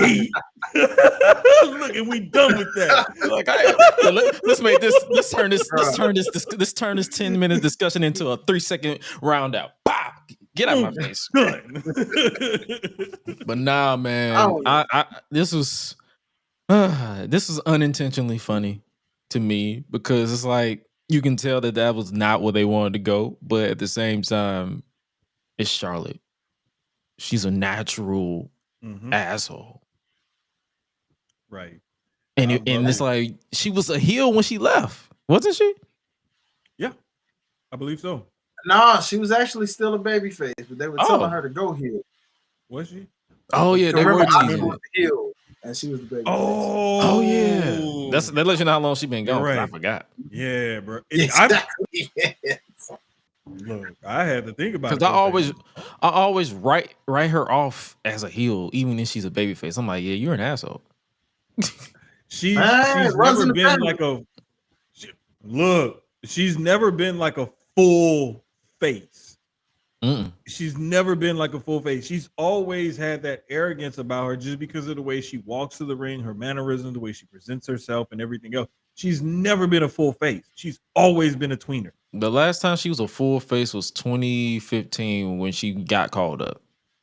I won't even say that. I'll say the last time she was a face was when she first debuted, and she was just like, "That's what I'm talking about, Charlotte Flair. I'm happy." That's what I'm talking about. Yeah, no, I'm talking about on NXT. Oh, on NXT. Oh, okay. FCW with her. Like I'm talking about way back then. That was the last time she was a full face. Because it was just like, hey, I'm Charlotte Flair. I'm happy to be here, guys. Oh, she didn't even say Flair. She's like, I'm Charlotte. I want to forge my own craft. Yeah, I want to do this. That was the last time. Once she got into her real character, when she knew, like, I have to, like, embrace this, that was a wrap. That was a wrap. Like, so this is another match. I'm like, yo, they're wasting time. It's gonna be her and Tiffany. But man, for real, like, just do it. I think they want to. They're gonna highlight Tiffany. I wouldn't be surprised if Charlotte got the win, but I want to say this is to like elevate Tiffany, and because they really see something in her, and they have another under 30-year-old female that they can build around for the next 10 years, like they have in Rhea Ripley. We got the goth, mommy, muscle mommy, tatted up look. Now we got the, traditional quote unquote all-American girl from Minnesota, blonde hair, blue eye chick, that good athlete and everything else that we can also build around for the next however many years. So we got two different things. Like we already got like the black women already got all the different kind of black women on lock. Like they got plenty of black women they could pick from to be the next superstar. But on the other side, it's like, bruh, what we gonna do? Because I'm gonna be real. This is gonna sound sexist, whatever you gonna say. I'm a man. I look at women. This is how I look at them. Charlotte don't have the assets she needs in order to constantly keep people's attention. And her with all the plastic surgery and stuff on her face is starting to look kind of weird. When men look at wrestling, women's wrestling, a lot of the times, let's just be honest, we're looking at what we're attracted to. And Charlotte is not something a lot of us would be attracted to. It's the same. Like we're not finna just say it was the men either. Women do. No, women, and there's a lot of women who love Charlotte and they call her the queen and this and that. But let's just be real. They also I'm talking about as far as like how you said we look at who we're attracted to. Women do that too. Oh hell yeah. Yeah, we're not gonna just say it's just us. We're gonna put it across the board. They'll say, oh, Charlotte, the queen. But when they talk about like a Lash Legend, they talk about Lash Legend in a different reverence than what they talk about Charlotte Flair. Yeah. And a lot of them talk about Lash Legend as body tea and envy of her body and whatnot. And they just talk about Charlotte Flair, her presence. Yeah. Reported alterations aside, because I'm trying to make sure I don't get sued. Reported alterations aside, if you take away any of that conversation, a lot of people are just bored of Charlotte's story. They're tired of her being at the top of the card, and they feel like she's being pushed too much. They feel like she's being given this and like she's been handed this. And the fact of the matter is, she is their best wrestler. She's the best athlete. She's one of the best athletes, I'll say. But she has figured out pro wrestling in a whole better than all the other women have, and for a longer period of time than they did. She figured it out a long time ago. She has the promos, she has the presence, she has the walk, the look, and everything else. She can go in the ring. Like, she puts a total package together. It just so happens that she was one of those ones where you have everything, we're gonna push you and see what you can do. And she took the ball and ran with it. There's a lot of the times where people have certain things and they want to push them and see where they go, and they take the ball and they drop it. Like I said earlier, like it doesn't matter about nepotism or none of that stuff. Is like if they put you in a position and you pick the ball up, you can't get mad at them for picking the ball up and knocking it out of the park, because there's a plenty of times where this same company, well, companies across the board, have given the ball to next generation talent. And they dropped the ball, because you know how we mentioned the Ted DiBiase's. Wes Briscoe comes to mind from TNA when he was in Aces and Eights in 2013. Dude was horrible. Dude was. I'm like, oh my god, you are. Why are you still here? I'm still trying to like catch up on some backlog stuff with T, because I never really watched it until. Oh, trust me, you're gonna come across Aces and Eights. Once you hit 2013, text me and let me know, because I will tell you right now. Why? That was a time. That was a time. But I might as well go ahead and do some retrospectives of that too. Shit, because 2013, but if you do retrospectives, if you ever do any retrospectives and stuff like that, let me know, because I'm all for retrospectives, watch alongs and stuff like that. All for bro, because I'm like, brother, I had to sit through some of that stuff. Like, good God, Wes Briscoe, Garrett Bischoff, good God, a lot of next generation people should have never been introduced to this wrestling business. They should have stayed one generation. Yeah, that's how bro, bad I'm so glad I was kind of in and out around that time with that one on those days. I eventually caught up to him, but like when it got to that, I had tuned out a little bit in and out with TNA at that time, so I knew what was going on, but I didn't sit through it like Gresh did, because I was just like, I was watching it live, brother. From 2000, like, bro, I fell in love with TNA in like 2007, 2008. Then Hogan and them came in, and they fucked it up. Boy, did they! Like, I tuned out after that little Monday Night War that they tried to do.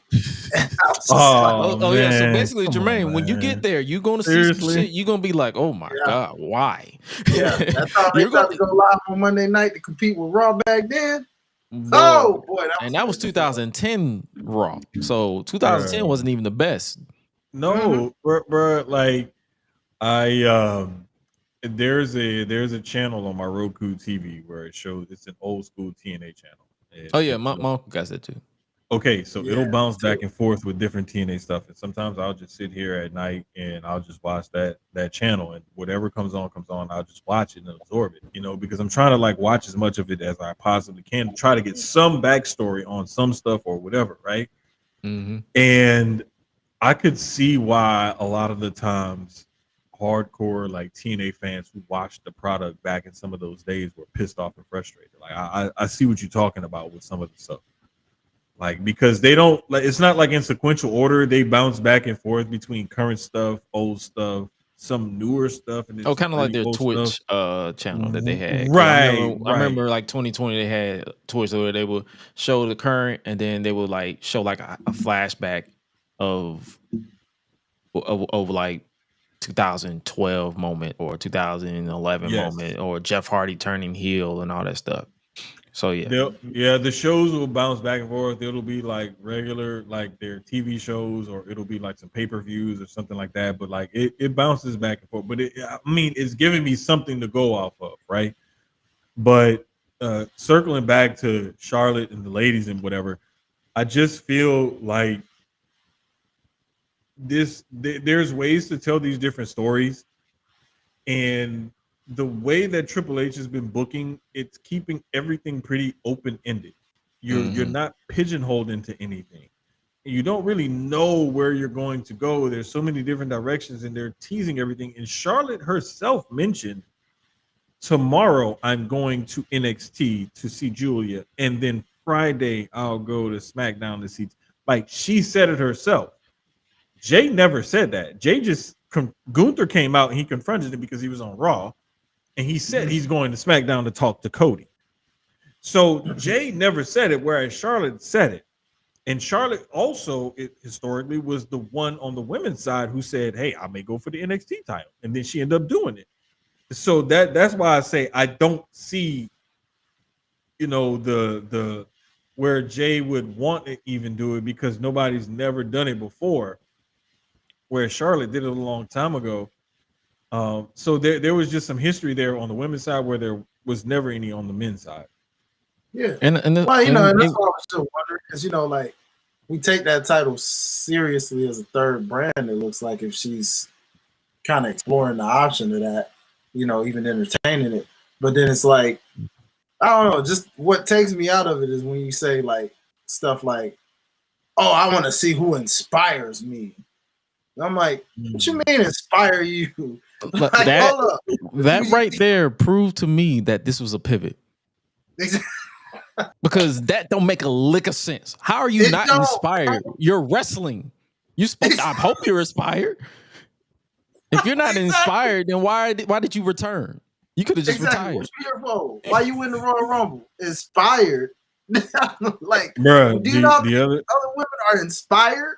Quote unquote. Like, what are you talking about? No, like the other thing too that like, and I wanted to make this a callback to the John Cena thing, the things that wrestlers say that don't make sense or that cause us to like, what are you talking about? John Cena saying, "I want to win 17 so I can shake the hand of the man who wins 18." Bro, you won 16 already. Why can't you just be the guy that shakes the hand of the man that wins 17? No, my thing is, how much faith do you have in Mother Nature that you'll be alive if they do it again? Thank you. Because let's be realistic. Who's close? Triple H has a pacemaker. He has 14. Randy Orton has back and neck issues. He has 14. No, he has 14. Yeah, him and Triple H are tied. 14. Yeah, he has 14. Yeah, Randy Orton has 14, and then The Rock is The Rock about to get an AARP card. The Rock only has like 11. That man has like 8. 8? No, it's don't he have like 10? Nah, he has 8 because he's like okay. So he's an 8-time WWE champion, but I guess if you count the WCW that invaded in 2001, they count all the world titles. Okay, so he's an 11-time. Yeah, that's and Austin was like 7, wasn't he? Like 6 or 7. Yeah, he's 7. Yeah, I think so. He's definitely so 7. Like who are we really looking at? Randy Orton. Really looking at? But it's like, bro. And Randy winding down. Randy like, "Hey, bro, look." How many is Roman won? How many is Roman won? That brother has won 8. Like he no, 6. No, he's like 6. He's like, no, I scratched that. He's run like 6 or 7. I guess if you count last range count is like that's that 2. should count as multiple. That should count as like 2 because that fool had it. And they still acknowledge. And the funny thing is, they still acknowledge that as a separate title.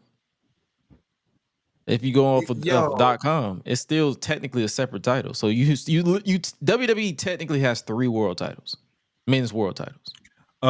Looks like 7. 4-time WWE champion, 2-time Universal, and then there's another Universal reign. So it looks like 7. You talking about Roman? Yeah, so 7 for Roman.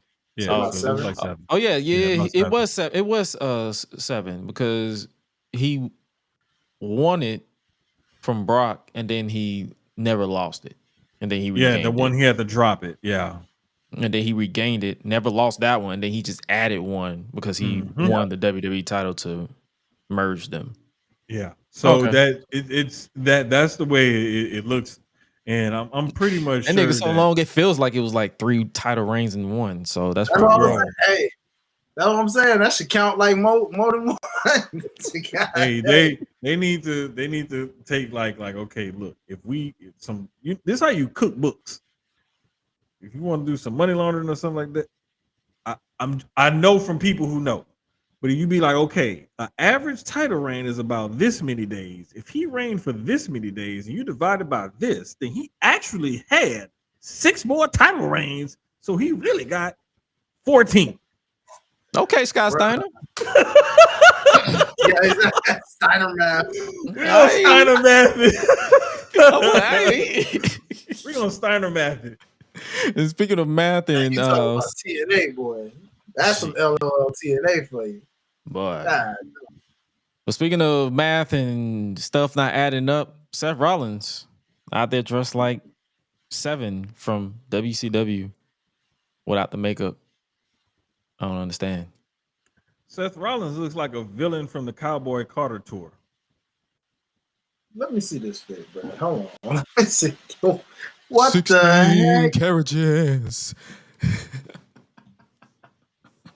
Oh my lord. What the heck is this? Yeah. Shout out to Black Guy Wrestling Podcast. They said he looked like Macho Man Randy Savage when he was in TNA. Macho Man Randy Rollins, huh? Oh, wait, bro. Wait. Because I saw there was a video montage that they showed one night for TNA, and it was Macho Man with that jet black dyed hair and all that black on or whatever. That look, bro, that look right there. Yes, I get the reference. What the freak, bro? But this man came out here dressed like futuristic this. Undertaker.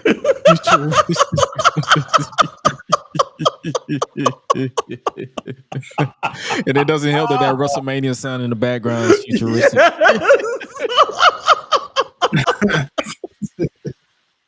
Bro, this is too much. Walker Texas Ranger head, man. What the hell? Oh, man. But and the crazy thing about it is that the blonde that he has in his hair contrasts perfectly with all that black that he has on. Mm-hmm. It does not blend in, so it adds to the whole Seth Rollins. He and King Troy, his stylist that styles Becky Lynch, they have taken things to a whole nother level. And I love because it adds to his character, because every week when his music hits, what is he wearing? It's the sing along and everything, and we love Seth because he's a great. But what is he wearing? That's become a part of his character now, and it's something that people look forward to. Yeah. This nigga said Jeff Jarrett is somewhere rolling in his grave. That brother is alive and well. Someone who probably isn't alive and well, at least he has no memory of what happened, and that is Roman Reigns. Oh, bro. Uh-oh. That brother got stumped so hard by Seth Rollins that brother probably somewhere woke up and said, "I am Roman Liaki." Stop it. FCW reference for those of you who don't know. Before he was Roman Reigns, that man was Roman Liaki in FCW. That man got stumped. Thinking brother, Seth Rollins snapped. That man, this was so disrespectful. That man used both feet. Bro, he's to do super the stumped. He's super. Gresh, First, he stomped him. He stomped him on the stairs, and then he double foot super stomped him on the floor. Bro, you know what kind of hate you have to have in your heart to try to give a man CTE while he's still alive. Bro, he tried to kill that man at ringside, bro. He was that angry. Hey, listen, Gresh, I got a whole new meme for you, my brother. I got a whole new meme for you. Take it if you will. I need you to take that Seth Rollins dance every time he be coming out in whatever he wearing. It could be that little outfit we were just showing. I want you to take all them times he stumped Roman and just play that Kurt Franklin stomp with it in the process, brother. And trust me, I guarantee you. Shout out. Shout out to whoever, because congratulations to Beyonce for winning Country Album of the Year at the Grammys. But whoever dubbed over her because Roman was getting his ass whooped by a lot of people. He got speared out of his boots by Braun Breaker. He got stomped by Seth Rollins. But whoever made that meme where they literally said, "Hey, you remember that song, Beyonce song, 16 Characters from her album?" Where she says 16, like if you listen to it back. Like I'll dub it over. Like if you haven't listened to it, it's so every time the beat drop, they put Seth Stomp on it. So every time it says 16, boom, dun dun boom. Like if you watch it, it's not as funny as the Kirk Franklin stomp, but it was pretty freaking hilarious because every time Roman got hit, the beat dropped. So Roman became a meme from basically getting his ass whooped. Even though my only gripe, I feel like a lot more people should have whooped his ass. Because that man terrorized a lot of people. Look. I'm surprised Drew didn't try to join in on that fun. He was already eliminated, but good God, man. Where were you at? The one thing that I did like about the Rumbles was that, especially the men's, sometimes the women's, but more so the men's, they tried to set up other storylines. And I love when the Rumble has a multi-purpose. We're not just setting up the person who's going to challenge for the title at Mania and make a main event, but we also have all these other things going on. And you're setting up other matches that could be potential big matches at Mania or during Mania season or what have you during the Rumble. And this whole thing with Seth and Roman and even with Punk and everything, like all of this is setting up so many different things, so many different avenues, so many different stories that they can tell and directions that they can go in. This is why I like, the direction that everything is flowing in right now with WWE. Man, I agree, bro. I enjoyed for both the men and women's just the fact like all these just amazing potential matchups that we have yet to see. And I'm just sitting there, I'm like, Jacob Fatu versus everybody at this point. Jordan Grace versus everybody at this point. I'm sitting here, I'm just like, hey, bro, there's so many where you're just like, oh, man. Yo, this is going to be like a crazy year of like just fresh matchups all across the board. And yeah, dude, like, hey, man, shout out to this Rumble. I'll ask y'all probably at the end. A lot of people ranking this thing already, saying it's the greatest one of all time. I know that seems like recency bias. So we'll get to that in the end. I want y'all to think on that a little bit more deeply, before we end the show. But like, dog, man, hey. Oh, yeah. Speaking of crazy and sustaining, Alexa Bliss is back. Ah, yes. Bro. And that pop. That pop's wild. And sustained reaction. Because there's one thing about a pop, but to have a sustained reaction and to have people booing like when you got eliminated. It did not stop while she was in there. Like, so this is another proof where online doesn't really matter. Because I remember when they was talking about her coming back, it was like, the women's division has evolved past the need for Alexa Bliss. What does that tell you? I mean, it's like the hate for her, like you said, is only online because obviously the people there were excited to see her. That's on the return. I want to see the sustained reactions that she gets to whatever this return in this character is going to be. So just to see whatever it is that she does, like I want to see the sustained reaction from whatever this character is going to be, because we saw her come out with the Lily doll, and they're pushing that doll already on WWE Shop. So they're pushing they're already pushing the merch and stuff. I know. So but it sells, bro. It's selling. That's my problem. Why are y'all buying y'all kids these ugly ass dolls, man? That is my problem. That is my problem. I saw that thing. I said, "Oh man, we got this again." Like I was thinking, like Right. maybe it's just a tribute to the Fiend for the night, and maybe we won't have to deal to see this again. But then after Jermaine said what he said, God dang it, the dog. Bro, when I saw the T-shirt, I was like, okay, the T-shirt was one thing, and then when I realized they're selling the doll, I was like, An updated damn doll it. because Yes, this is an She got updated one. So I'm bigger. like, yes. and they said this one has overtaken the number one, and I'm like, you gotta be kidding me. This shit is not going anywhere. Nah, bro. It ain't. We It's- in it for the long you know. haul, bro. So at this point, I know I saw a rumor that she's getting moved to Raw. If they haven't her with this character, why not move her to SmackDown with the YS6? Maybe it's just something to like. It's like a security blanket for her new character. Maybe it's not no spooky stuff. Yeah, because I know the last time we saw her, if I'm not mistaken, wasn't she kind of a blend of like regular Alexa, but the creepy It was Alexa? that she 2023.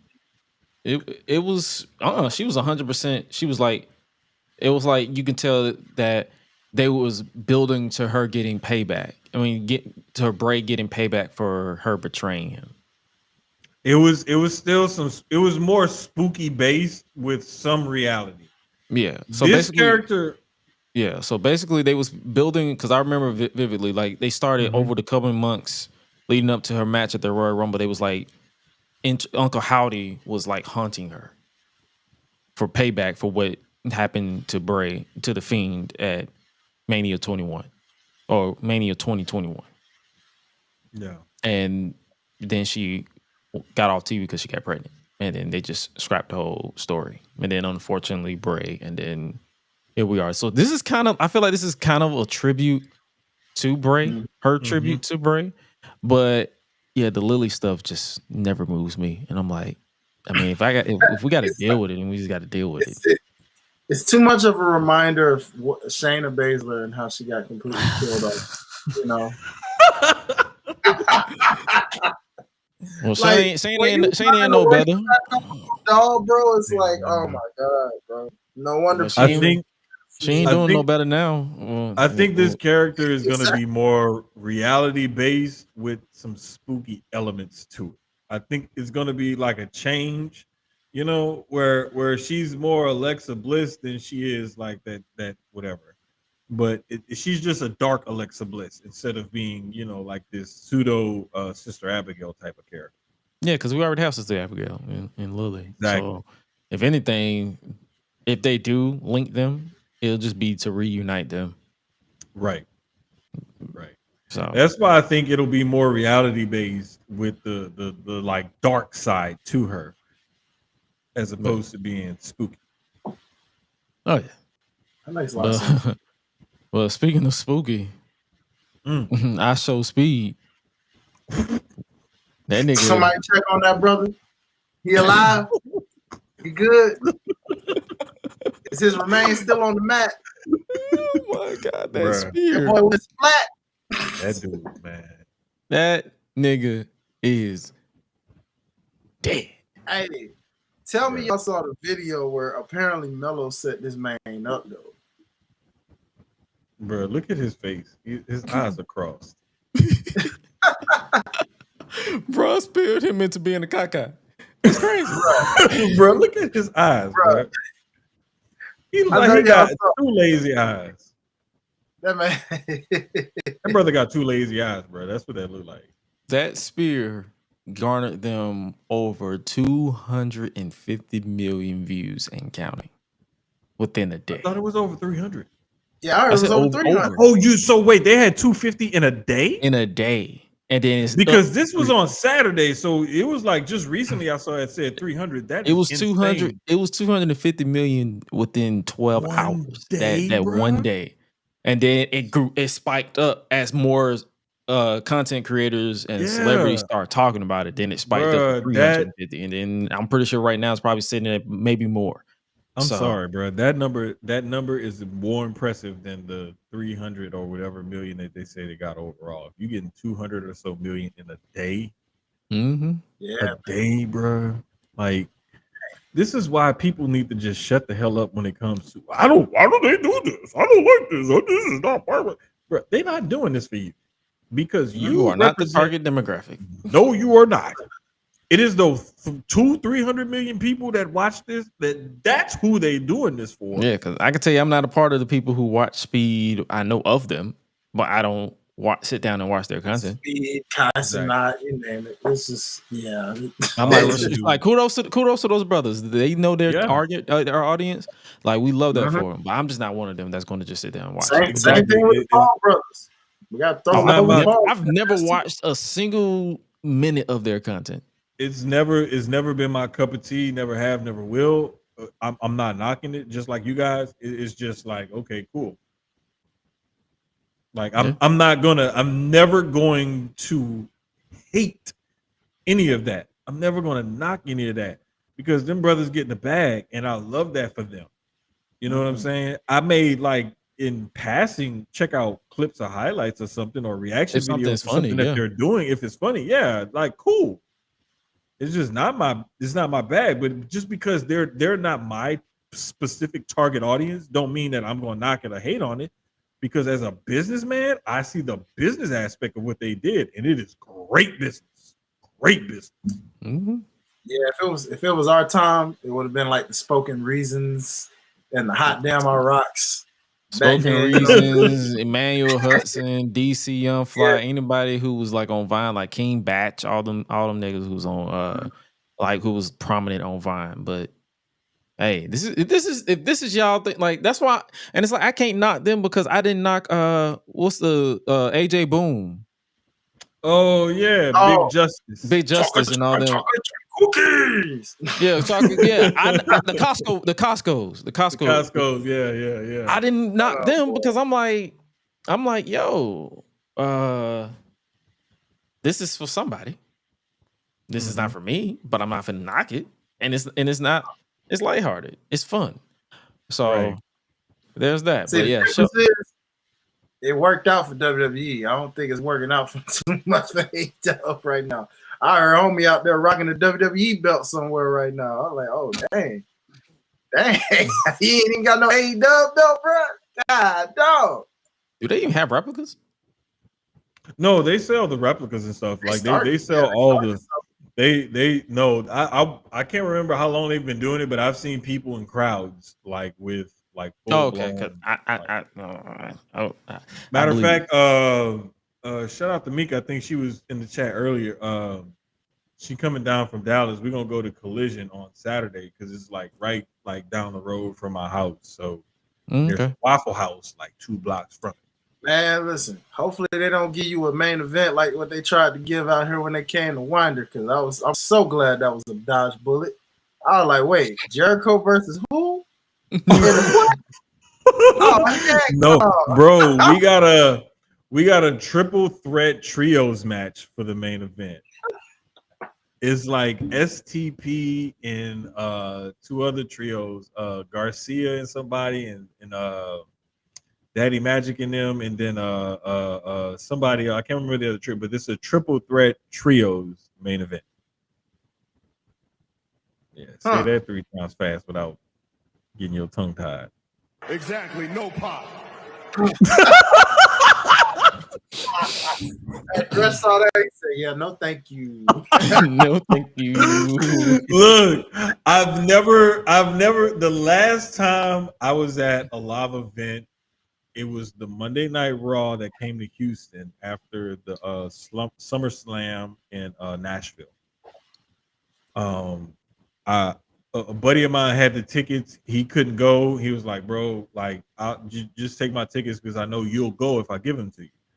So I went and ended up catching COVID.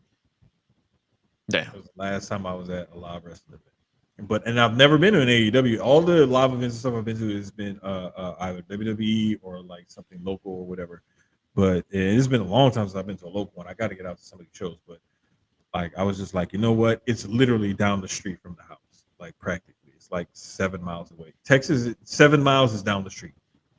So it's down the street from the house. I was just like, you know, it's right there. I already know the building because my daughter graduated in that same building. So it's like, okay, I'll go. Let's go. Like let's do this. So we decided to do it. So I'm gonna check it out. I'm gonna give him a shot because like I'm like the optimistic wrestling fan. Like I just want to give everybody a shot. Like I'm gonna give you a shot enough to prove me wrong and then tell me why I should be disinterested. I'm not just gonna dismiss it and poo-poo it. I'm not with that tribalism crap. Like, no, I love wrestling and I've always loved wrestling and I like different forms of wrestling. So I'm gonna give it a shot. Yeah, that makes sense. Cause I ain't gonna do like we said last week. Raw wasn't the best, but we went. The experience was just the live experience is always something like, especially if you're with your people. So yes, that's a fun thing. Last bit for the Royal Rumble before we move on. AJ Styles is back. The phenomenal. And love it with the old thing. Thank you. Don't want none. Rest in peace. You are not mixed. They don't want none. They don't scared, don't it? They don't want none. This is Tyler Bull and the Pound Spring.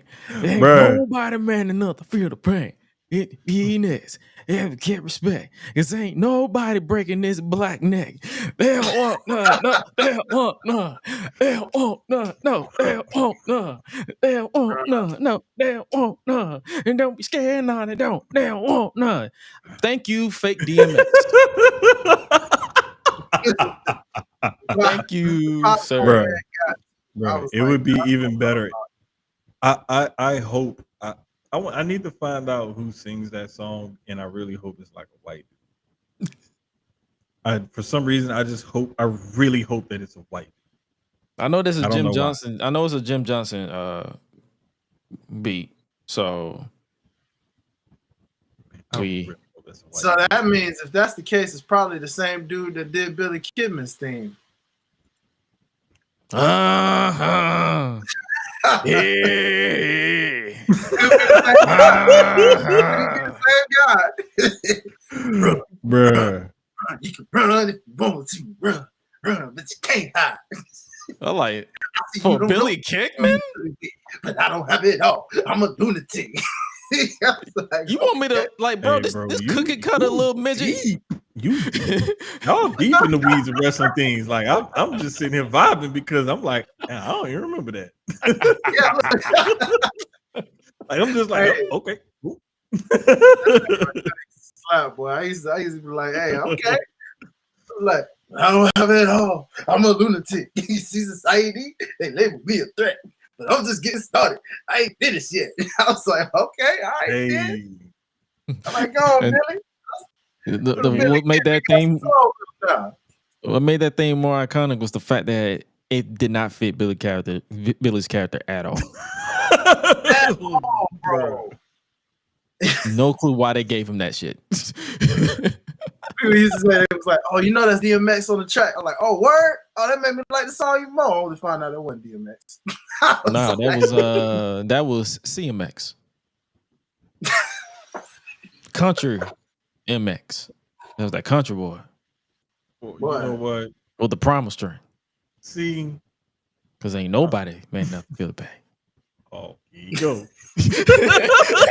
Look, I like before you came on, he got me with that earlier, and I wasn't even paying attention. He said the first line, I was like, okay. He said the second line, I was like, wait a minute. I was like, wait a minute. Is he really doing this right now? Like, this was really happening right now. Did I just get? God damn it, Speaking of theme songs, we had Joe Hendry in the men's Royal Rumble as well. So speaking of TNA, that was say dope. His name and he appears. I believe in Joe Hendry. I believe in Joe Hendry. In Paris, in Tokyo. Mexico. I believe in Joe Hendry. Oh, bruh. Oh, this guy. You know what my lady said? Wave your hands from. Hey, bro, I can't. First time I saw him do the wave, I thought I was like, hey, that was it. And then when he hit that, I was like, oh, it's another part to this? Yeah. I was like, yes, I love this shit. I love it. This is pro wrestling. Listen, I can't get this out of my head because when my lady saw it with me, I swear when she saw him, I was like, oh, Joe Hendry, TNA. She ain't know about TNA, so I was telling her. And then she see dude and said, hey, he looked like Ryan Gosling when he was playing Ken and Barbie. I was like, oh my God, I can't get that out of my head.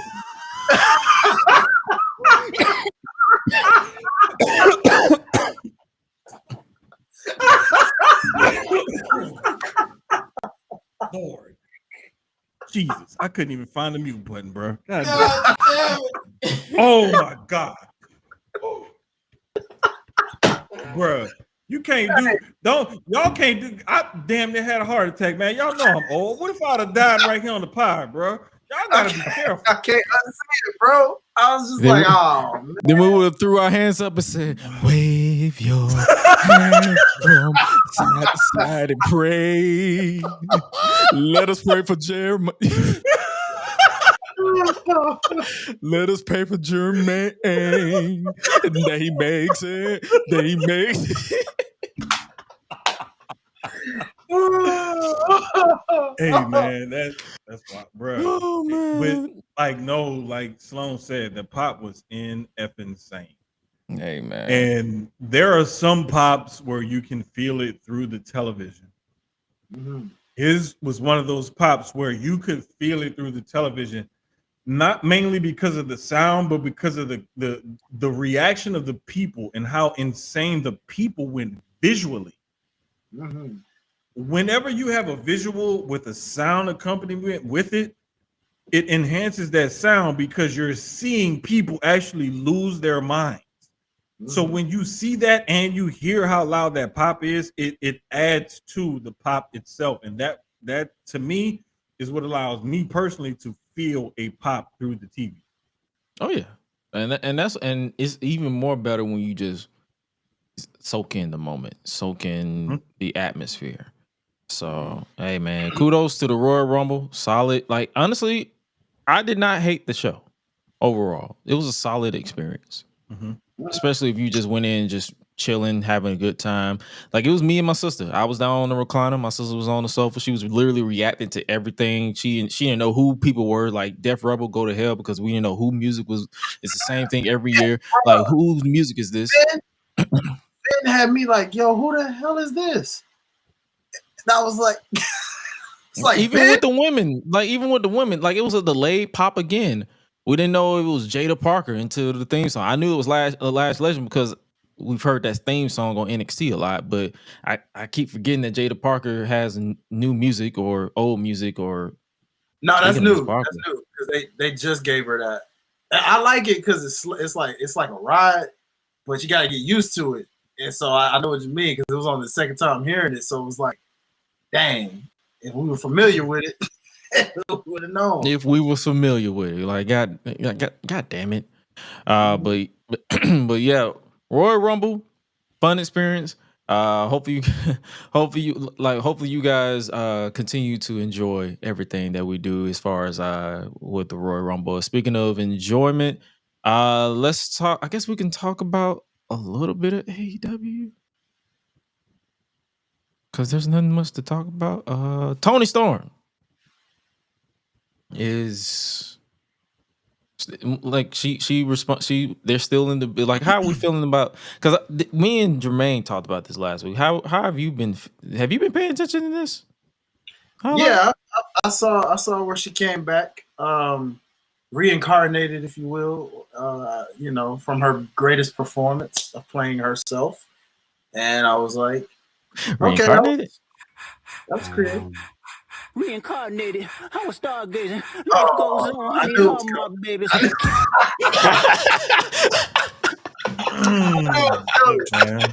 set myself up on purpose, but I knew it was coming.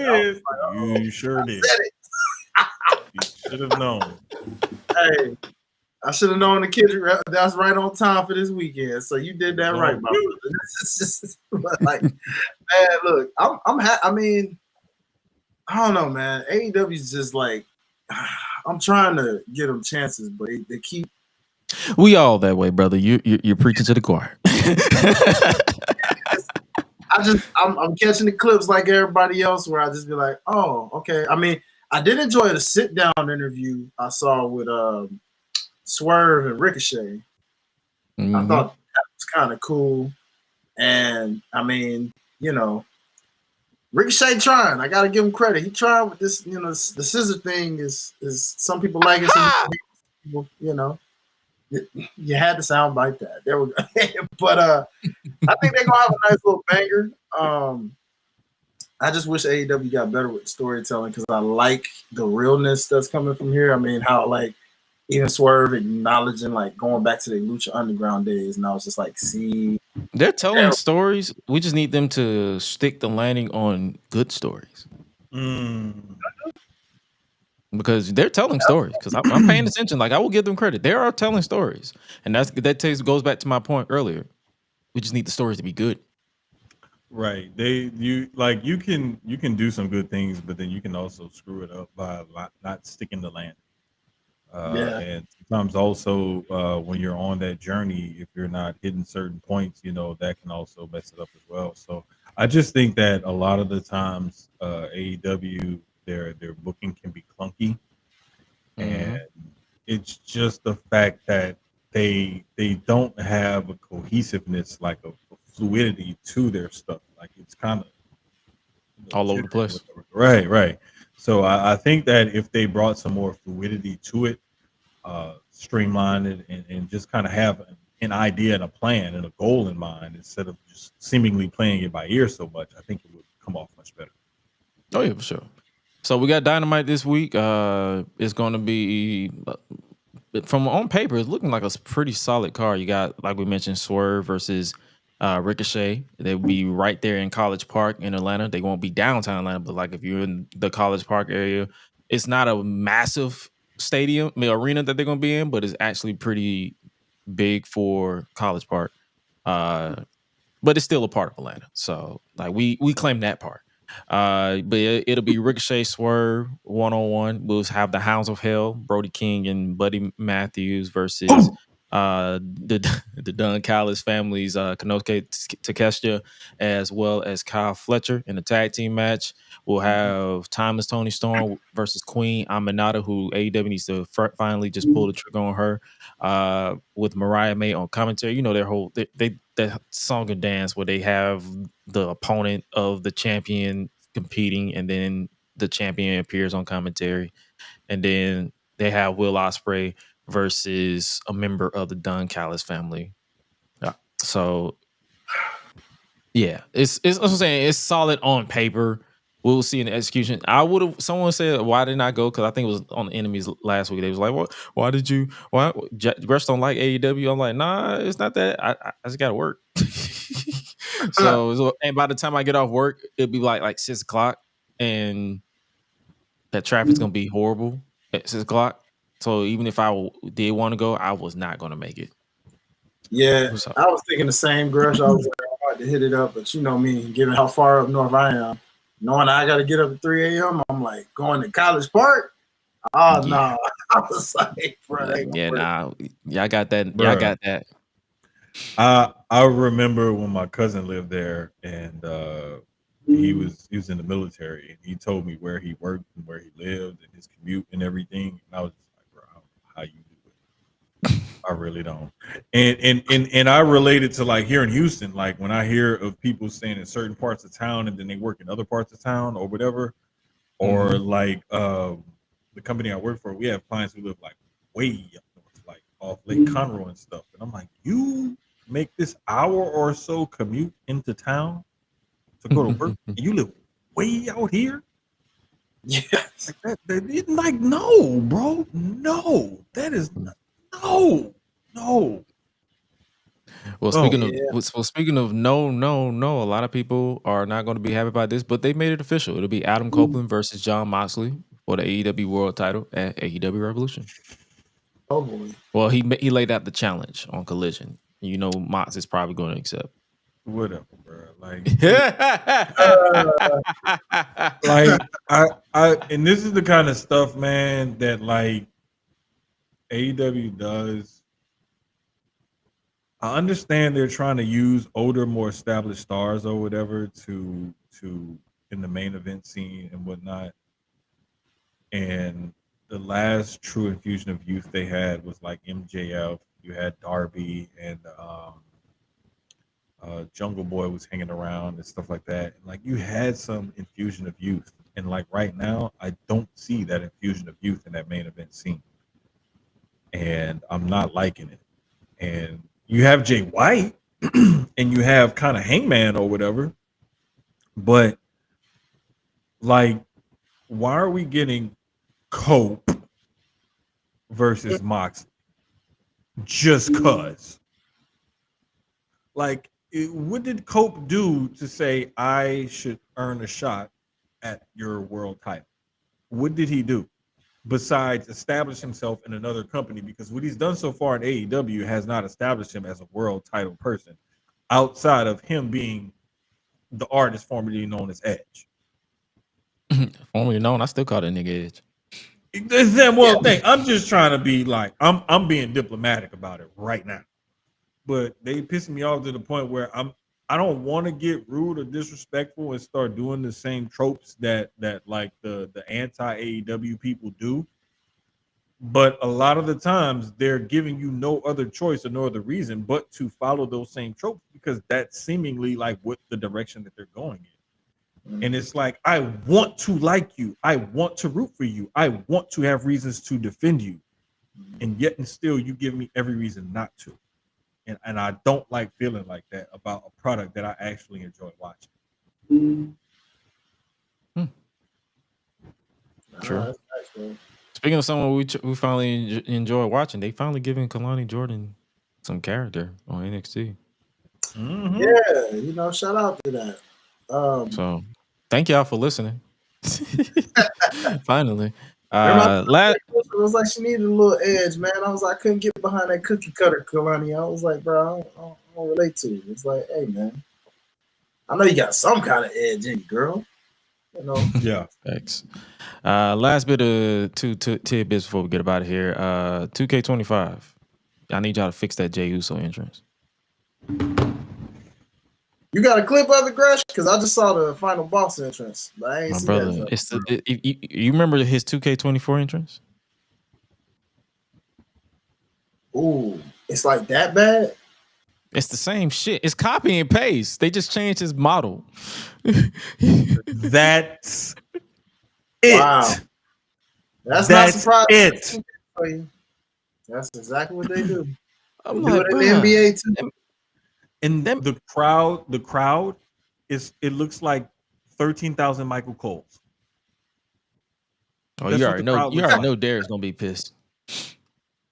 Oh, brother. Good brother. Yeah. But I'm not surprised. It's 2K, so it's like, yeah, that's the last little bit of tidbit of 2K noise that you're gonna hear from me, because I'm a gamer when it comes to that game. Also, last but not least, we have WWE Evolve.